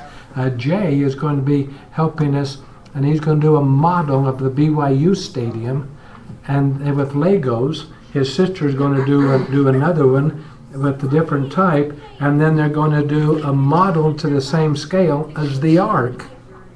And they're going to be able to have them as separate and see what you have to do to the BYU stadium to be able to fit the ark in it. A lot of people miss that whole story, but we'll have fun with that. 2344. Then we'll be doing 2000 with Abraham. Please ask the young people to share with you what they've learned. Let them be part of it. Remember, as they teach it, so they remember it. Does that make sense? You learn and teach, learn and teach, learn and serve, learn and serve, learn and teach. And that's what makes it part of them. Okay? Any questions, ideas, comments, anything Are else? they in Volume 1 or Volume 2? Volume 1. Volume 1. And someone says, I've been through it, and I say, me too. Well, I've already got that, and I say, have you? Then give me 150 facts on each hook date. Well, I can't quite do that. And I said, then let's go through it 2 or 3 or 4 more times. How many times do you go through your Old Testament in Gospel Doctrine? How many have been through the Old Testament manual at least 5 times? Anybody done 5 times? Good. Then answer me a question. Give me the names of the 3 wives of Abraham that's mentioned in the scripture. What's the first one? Leah. Who? Abraham. Abraham's wife. Sarai, and became known as Sarah. Is Hagar? Hagar. Good. And The one that what's he was number 3? 125 years old when he married her. All right, what's her name? Now, wait a minute. How many times have you been through this now? How many have been through it at least 5 times? Okay. What's her name? Keturah. Keturah. Keturah. Now, how many children did the first wife have? 1. 1. What was his name? Is How many children did the second wife have? One. How many children did the third wife have? 5 or 6? 3? I don't remember. We're guessing. 7. So. 6 sons and 1 daughter. And what was the 5th son's name? I know their name. Abraham.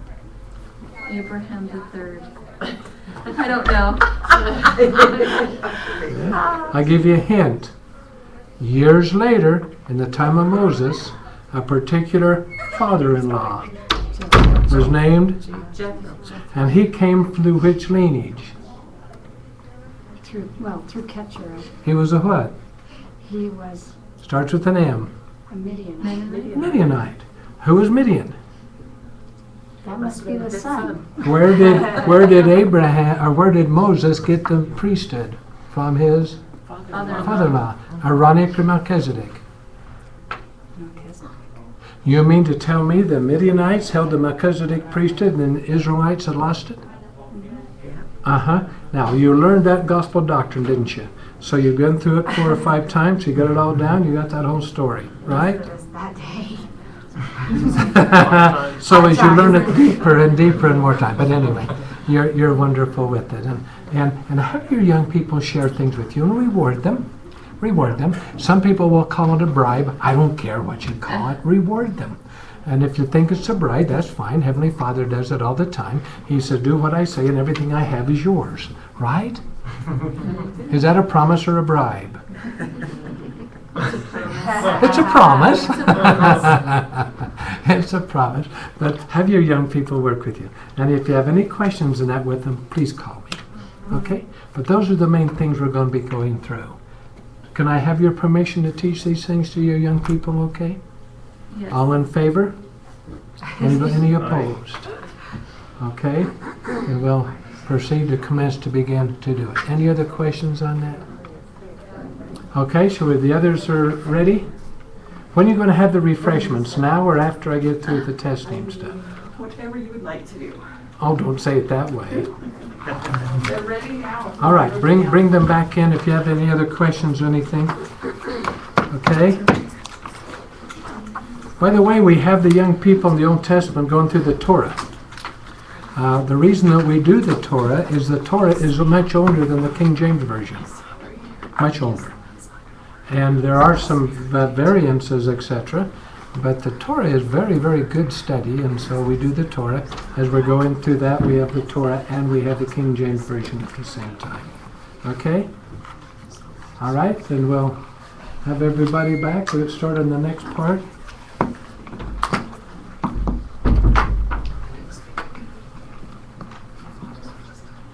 And because some of you are in the senior class and weren't in the junior B, you probably haven't heard that our wonderful friend Steve Thatcher is going to be taking a temporary leave of absence from the school. And economically, while we're growing, etc., needing to take care of some financial needs with the family, etc., he's only been with me for 11 years. This is my 12th year. Isn't that great? And so when he says, I have to leave for a while, I said, temporary only. You're not going to leave forever. But we so appreciate him and his wonderful work. And Laverne Davis has been cleared by the parent council to take his place and teaching in the junior B. And we appreciate very much your willingness to do that. And shall we introduce you as the new instructor for the reading program? You've taught with us for how long? 4 years. 4 years? Isn't that great?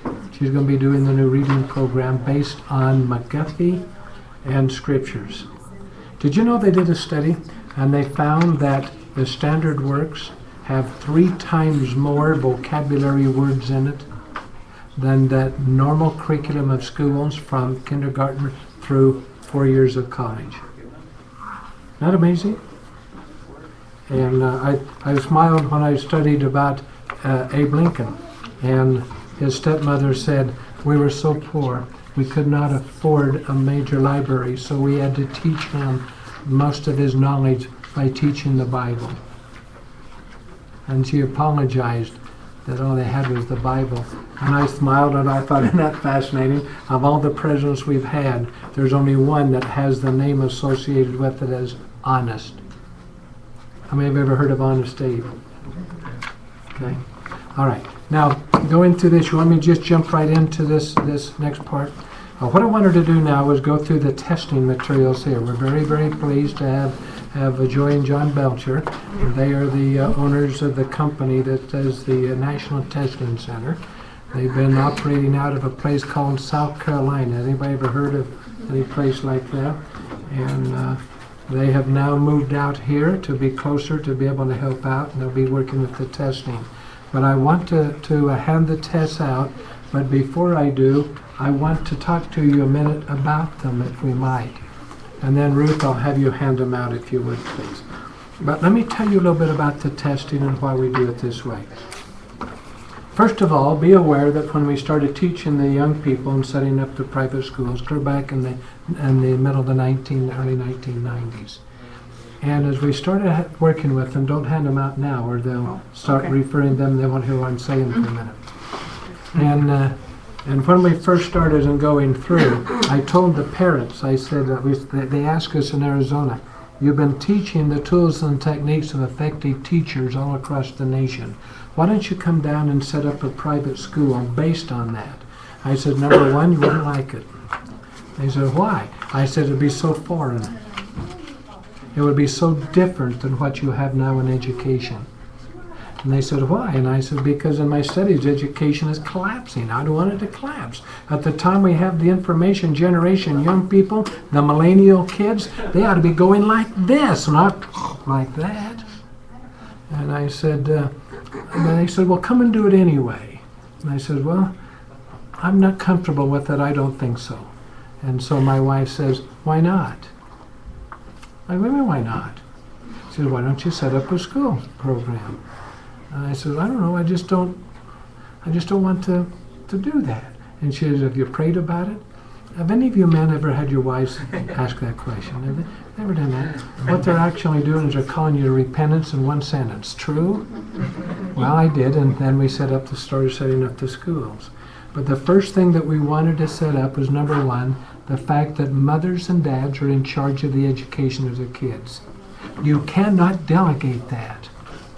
You can delegate them to assist, but you have to maintain the control. Teaching kids how to read and write is foolish if they don't know what to read and write. Can you imagine the mother who said, I wish my son had a flunked chemistry instead get an A in it? I wished it had flunked chemistry and got an A in morality. That was the mother of one of the bombers in the Oklahoma bombing a few years ago. She said, I wished he didn't know how to make bombs.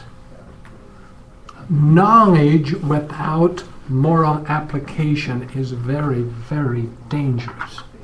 Teaching young people how to use their electronics is a great tool, providing they know where and how to use it with proper standards. True? So you moms and dads must maintain the control of your kids. Number two, one of the things that I learned in a hurry is that moms are the ones that the Lord has delegated to be in charge for the education of your children. It's mom who is given that. Children automatically look to mothers for guidance and fathers for acceptance. Please listen to that. There's mothers, everybody turns to mother for guidance, fathers for acceptance. That's why dads must never correct their children academically. For if you correct your children academically, or you joke about it, or make them any kind of an uncomfortable feeling about it, they will be so upset that they are feeling like they are losing their acceptability of the fathers. They will immediately start blaming education as the reason why they're not accepted by the fathers. I hope you'll feel that and sense it. I can show it statistically over and over and over again. That's why in the classroom I don't correct the kids' work. We have the mothers, we have ladies correcting the work. I don't. I'm looking for quality of thought and quantity of material, because I want to be able to complement the young people in that regard. But I wanted to be able to set up a program with the parents in charge, and I knew I needed to have morality as the base in all the subjects. We just couldn't have philosophies of man mingled with Scripture.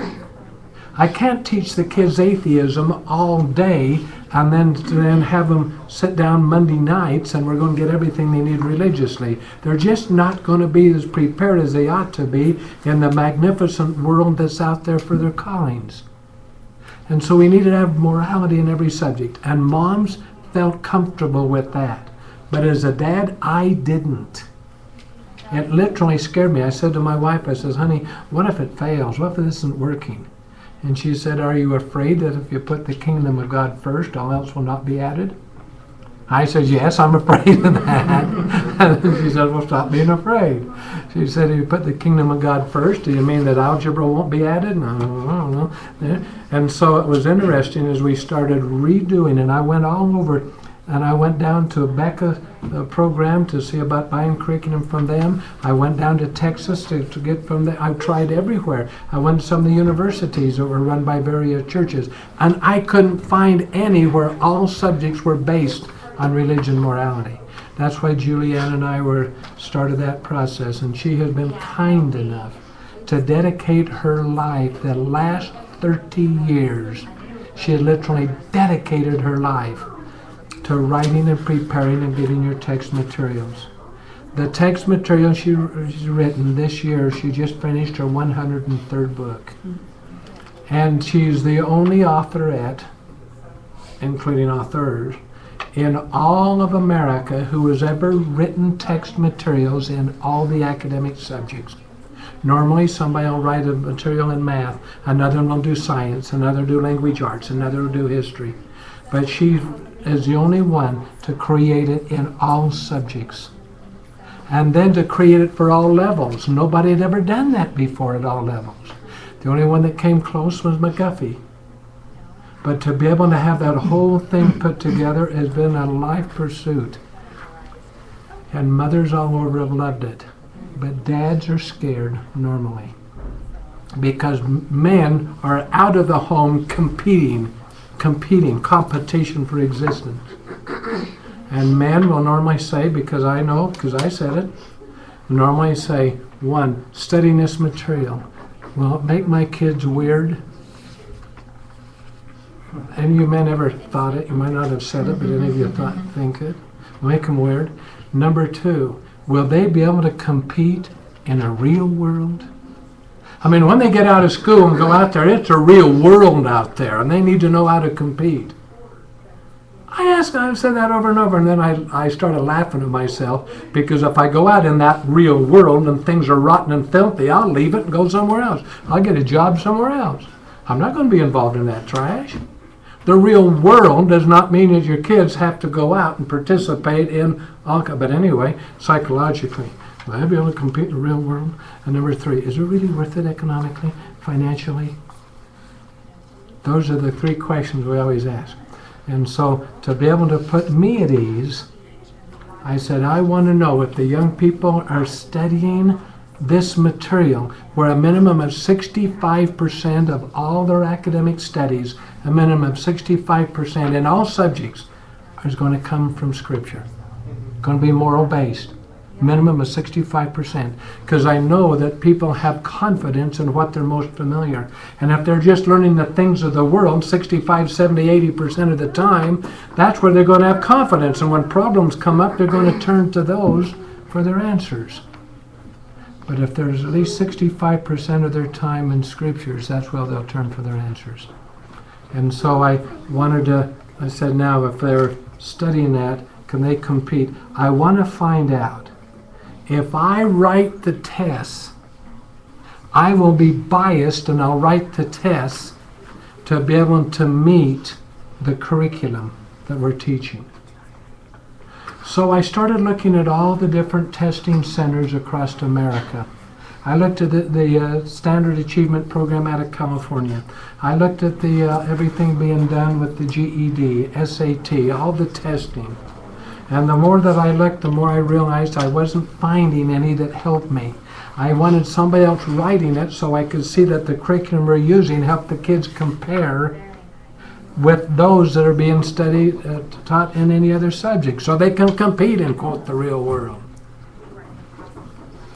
And then I came across a magnificent test program put out of one of the major testing centers of New York. And they had taken the GED materials that normally taught in 5 subjects, and they expanded them into 20 to 22 subjects. And then instead of just testing the student with the knowledge of the subject, they tested the students in 2 other areas: their aptitude towards the subject. Man, was that refreshing to me. I'd gone to enough college to know that in some subjects I just didn't have the aptitude for it. And number 3, interest in it. So I wanted to know how a student's feelings about each of 20 to 22 subjects, what their feelings were about the subject, their aptitude towards the subject, and their knowledge of the subject. And so that was the testing we started working with and putting together. And that's the testing that the Belchers have been using and putting together, and we have a contract with them to provide the testing for our students, so that I can go through and see where each student is. Now, we start that with the students about age 10 and up. The younger ones, Julianne has created much of that testing, and the National Testing Center has done quite a bit, because they're looking for how a student is learning. Do they have detached learning? What's their learning that they've been going through, to learn more for us on how to test and guide the students. But what I want to do now is I want Ruth to be kind enough to hand out the tests for your children. Now, when you go through them, it will have the age on there and the scores. Instead of having a math score, those in the, for example, in your senior class, 12 and up, instead of having just a math score, there's going to be a score for numeration, a score for a geometry, a score for their basics, like in statistics. So they'll be able to see what they're doing. And in the test they'll be given here in December, there'll be an additional category on algebra that they'll be able to see what it is. And so as you're going through, it will also tell you what the score was overall, then in the categories, and then individual testing. And then at the bottom, it will give you a chart to see how the student compares with students of their same age in the public school arena testing. You'll be able to see where they are. And you'll find that some of them may be in college. You've got some of the students here. I know that her daughter is carrying much of the material in college level.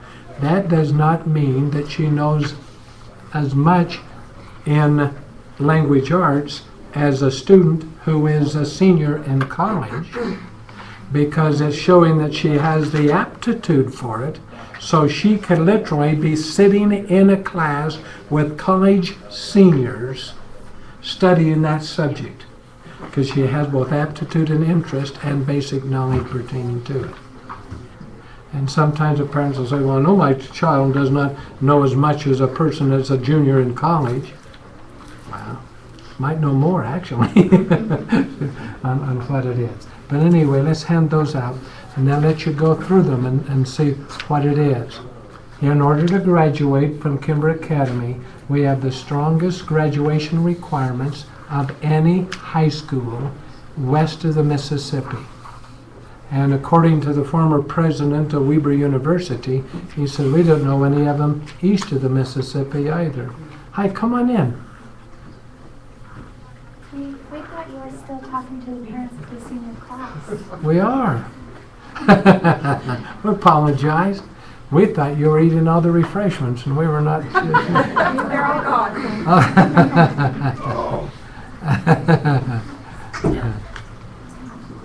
Okay. And so when you're going through it, please understand that the first time we give the test to many of the students, the student becomes very, very, very frightened many times when they're new out. Because tests normally in school are used for punishment more than reward. I thought it was fascinating here in our state, we test the students and grade the school. Did you notice that? News came out and said 23% of the schools in the state of Utah got a D or a failing grade in the testing. Did anybody follow that? What was happening? And they don't realize that what we do is we test every 90 days.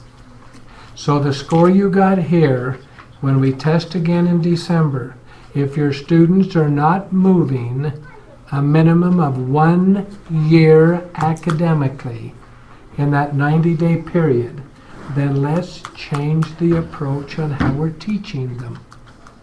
For this curriculum and method is designed to move the average student 1 year academically every 90 days. But to do that, we need the parent help and our help, because if the student comes and sits for 4 hours and spends 40 minutes in language arts to do 1 sentence, I guarantee you that's not going to achieve what you're going to want them to achieve.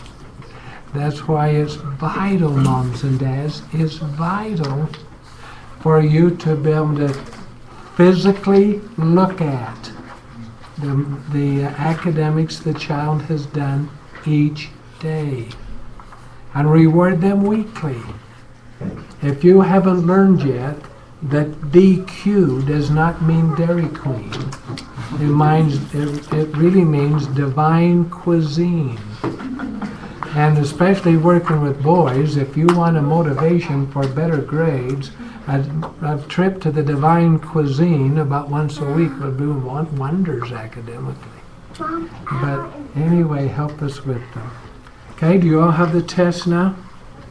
Okay, you got them for your 2 and your class? And just take a look and see where they are academically. Yes, dear. When the kids were testing, there were several of the kids that were saying that some of the problems were wrong, fumbled language, Yeah. Was it credited or was it looked at? And so those problems that yes, were it was. incorrect. Yes, it was. And that was a lot of that was caused by what's called modern technology. And we found that when you have it set up on your computer a certain way, and then you transfer it to the computer tied in with the printer, what comes out is not 100% accurate. Can you imagine that? And so as that's happened, we've had different ones that have gone through the testing, found those particular mistakes, then the testing center has adjusted the scores accordingly. Now please remember, on your test, the student cannot fail. There is no failing grade. They also can't get 100%. There is no such thing on all the tests. They might on 1 or 2, but they're not going to get them on all. And so what we want them to do is do the very best they can, and their scores are not compared to all the rest of the kids in class. There's none of this bell curve nonsense. Whoever came up with that ought to be dinged on the head with that bell. But this whole idea that some have got to fail and some have got to succeed, that's dumb. Every student, you notice, on some of the scores, they're quite high, and some of the scores, they're lower. How many have got a variance on your tests with your kids? Just 1 or 2? Yeah. And that's where they are is where they are. Another thing, please, moms and dads, understand that the condition in which they took test 1, they need to also do it in test 2. So if you have a student who did part of their test at home and next time does it all in the classroom, then you don't have a true comparison. Same thing with some of the senior students wanting to use calculators to work with their math. I don't care, providing they do the same thing both times. If they do use a calculator or that for the test in the that they do in September, they've got to do it also in December and again in May, or you don't have the same. Does that you hear what I'm saying? In order to make that particular comparison. Okay? Now looking at your scores, how many of you are surprised on where your student is or your kids are in any particular subjects? Any of you surprised? Any of you surprised that they are high or surprised that they are low? Or both? That's better than I expected. Isn't that interesting? And why? Now we'll see how well they do at the next level. Did everybody get the test? Did you get the test okay for yours? Okay. Any questions that any of you might have on them? All right, then let me go through and give you a couple of items. Some of the subjects are based totally on knowledge of the subject. Will you please mark that in your memory and possibly on your test? Those are based specifically on knowledge. Others are based on their ability to interpret. Some of them, for example, the question will say, questions 5 through 9 can be found in the following 2 paragraphs. And all the information for taking that test and getting the right score is right there on your test. Okay? Others require specific knowledge. Those that require specific knowledge include math and science. Okay? And language arts pertaining to punctuation, capitalization, spelling, etc. The rest of them, the language arts material, all that in there, all the answers are already on the test. And all they've got to do is know how to interpret the questions, and they can then score up higher on the test. It says for the answer is right there. Did you follow that? And the same thing with literature. Now, you've got 2 different scores in literature. What's interesting is one is based on the same format as Old Testament. And the other is more involved in modern language. But all of it is right there in the test itself for them to get their score. Okay? Can I borrow one of your tests? Doesn't matter. Julie's are probably more fun to look at than Ricky's, isn't that true? Because he's a boy. Your social studies, all your social studies, the answers are in there with exception of economics. You have that marked? With economics, you have to know some mathematics in order to get higher on the economics. All the rest of it, the answers are actually in the material itself. Literature and arts, the same way. Writing, where you have there, you've got sentence structure, capitalization, punctuation, spelling, and contractions, etc. And almost all of those, the answers are in the paragraphs. But math and science are not. Now, without embarrassing anybody, how many find that the score on those of you that are senior 100, how many have got the student senior 100 class test? Okay, raise your hands there so I can see who you are. All right. How many of you down in the math find that numeration is a lower score than most of the other maths? Isn't that amazing? In the math, numeration, basic arithmetic is lower. And how many? Raise your hand. I want to see how many. Not almost everybody's. Is that numeration is lower than some of the others. 1 or 2, they're not. 2 or lower, 1 And it's interesting that many times, and when they add the algebra, many times numeration is different than the algebra. Okay? Well, we've gone a long time, and I apologize for going on, but I want you to know that as we do the training over this next while, I'm going to be teaching you each month different aspects. And the last hour of each of the training is going to be on the how and why do we teach a particular subject. So over the next numbers of months, I want to spend a whole time. Here is how we teach math and why we do it this way. Here is how we teach the sciences and why we do them. Here's how we teach language arts and why we do it. So that we're all on the same page and working with our young people. And so please have patience with me. As I say, please come. And some will say, well, wow, it's going to be starting next time. I'll be on a Wednesday night, and that's a school night, and we got to be there late. And I'll smile, and I'll say, let's see now. What if BYU didn't even start playing until 8:15 at night? And everybody said, I'm not going down to that BYU game because they start at 8:15. They're not going to be done until 11:45. And so once a month, please have patience with me. But I'll give you just a little bit of a warning. Okay? I guess one last question. Is there any reason why we've chosen Wednesdays for the parent meeting versus Thursday? Yes. Because of the schedule of what I have with. And with the appointments I have are on my Thursdays or when I am in the hospital. And so I have a little bit tougher time on Thursdays than I do on Wednesdays most of the times. So if you'll forgive me with that one and have a little bit of problem. But like I was warning, I know a medical doctor that went bankrupt when he lost his patients. So don't lose your patience in working with me. And have that. Any question or anything on anything we covered tonight? Anything that you have with it? Okay.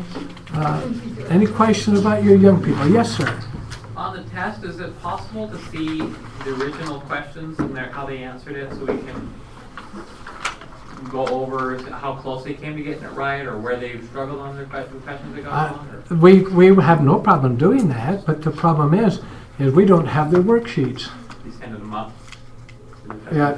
We just take out the answer sheet, and the student keeps the worksheets.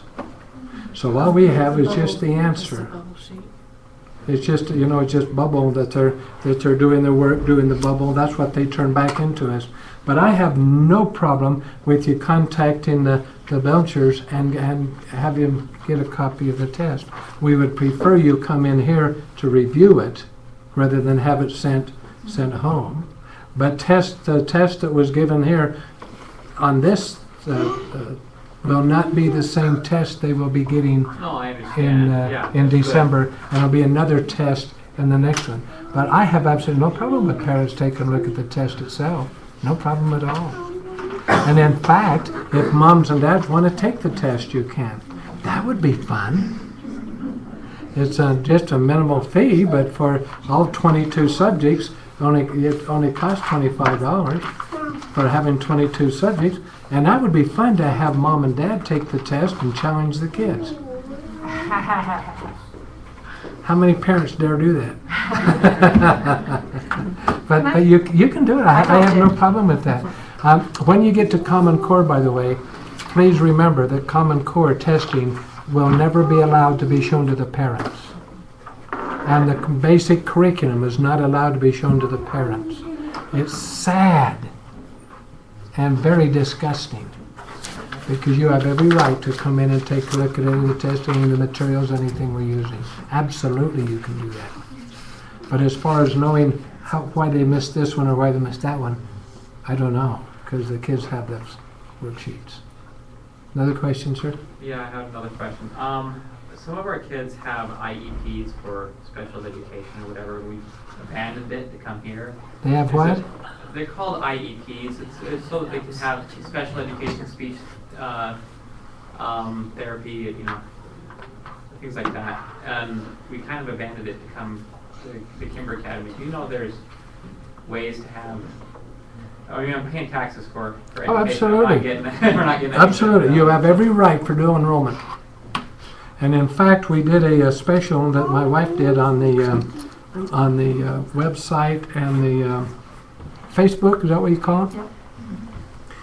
Where she goes through dual enrollment. In the state of Utah, you have every right to have your children for some classes here and also to be able to go for other classes, including counseling, in the public school system. You have every right to do that. We tried going down, trying to figure out and who we talked to a lot of people who just gave us a hand and says, no, you're in school, you can't come here and do it. They have to So I attend need- the school I need an full-time for you advocate to who knows. qualify for. That you can challenge that one. I know that, Steve. At what level we're talking about? Caden. Caden, and this was in Davis County. How old is he? Caden, he is 9. He's 9? Oh, okay. Well, I know that my daughter last year was dual enrolled. She was in Kimmer Academy for the core and electives. So she was here full time, and she also took 2 or 3 classes at their local high school. Yeah, and the high school, we know how to do that, and at the junior highs. And the elementary. So if you have any kind of problems, bypass your school and go directly to your district. And if you have to, go to the district, the attorney for the district school program. And I happen to know that Davis is a very difficult We're place here in to work Alpine for. now. Pardon? We're in Alpine School District now. Well, Alpine, you shouldn't have any problem at all. Okay, thank you. Yeah, we just But dual enrollment is your right. You're paying taxes and you have every right to it. And the legislature set it up that way. And so what we're doing, and a lot of the young people will come and take the core and then take music, band, and other electives at school while we're getting large enough to include those here. But eventually we'll be including those kinds of things here too, including sports. And that's what Teresa Young is working with. And when she was working with us before, we had competition in various schools with our sports programs and the music programs and all that. In fact, her daughter was so good in playing volleyball with us that she went up to Utah State to play went to Utah State and became part of their volleyball team there. But anyway, I hope that answered your question. Yes. I have a funny story about the math test. I had a parent saying, I know something's wrong with that test because each one of these kids have gotten this wrong or and my kid's just not getting that right. I said, you know what, you do me a favor, you take that and I'll pay for it. And I still owe Joy for that. And so she took the math test and guess what, she aced it.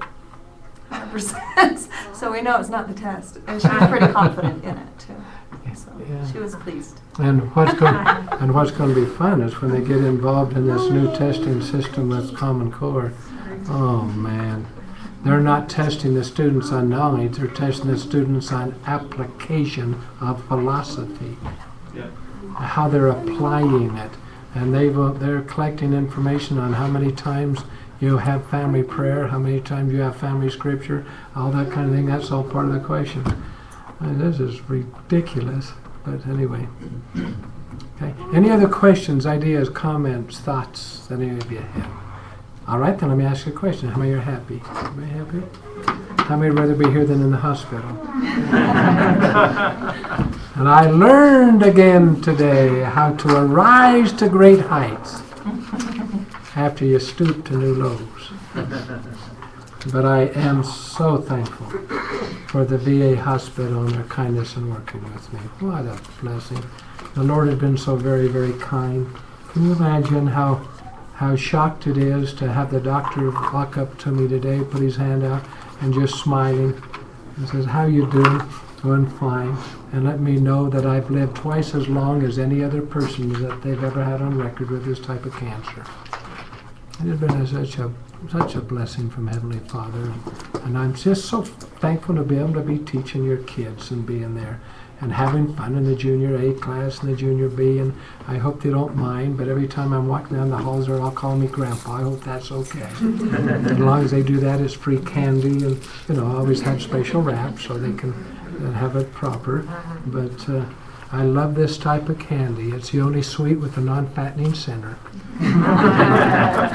But anyway, I love your kids there. Please write down this last number, would you kindly? We might find something to write it with and write it on. If you need to, write it on the back of your husband's shirt or something. You have it. The phone number for if you have children in the senior class and you have any questions, the phone number is 801-414-0331. 801-414-0331. That's me. If you have any questions pertaining to why the curriculum, the mechanics of it, anything like that, call me. And those that want to know the whys and everything pertaining to the Junior B, Junior A, call the same number, but the last digit is a 2. That's my wonderful wife, Julianne. If you have any questions on the curriculum, any questions on how it's put together, etc. Of course, the management of the class and that you'll call your particular instructor. But on those others, call my wife, Julianne. Okay? Can you repeat that senior number one more time? 801-414-0331. My wife is 332. She lets me be number 1 if I'll pay the bill. And so I get to be number 1. She's number 2. Okay? And be sure and follow the Facebook material and all that, what's going on, the website that we're working with all the time. And then remember that the classes for Junior A or Junior B and senior class are always recorded every day. They are on the screen for 1 month. We got to check that one, Steve, because they're finding that after 1 week they're having a hard time to go back. So if you and David would get a chance, and I know you're leaving, but you can't leave with your whole heart. So have David check and make sure that there's archived for a whole month. So if you need anything, let us know. Appreciate it very, very much, Ruth. I'll turn it back then to you. Thank you very, very much for your time. And Steve, again, thanks for your work.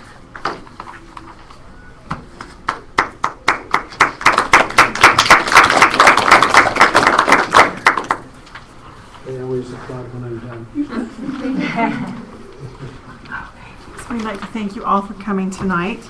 We learned a lot about the testing. Thank you, Dr. Kimber. And we will be closing with a prayer from Sister Belcher. And then there's refreshments in the room over here.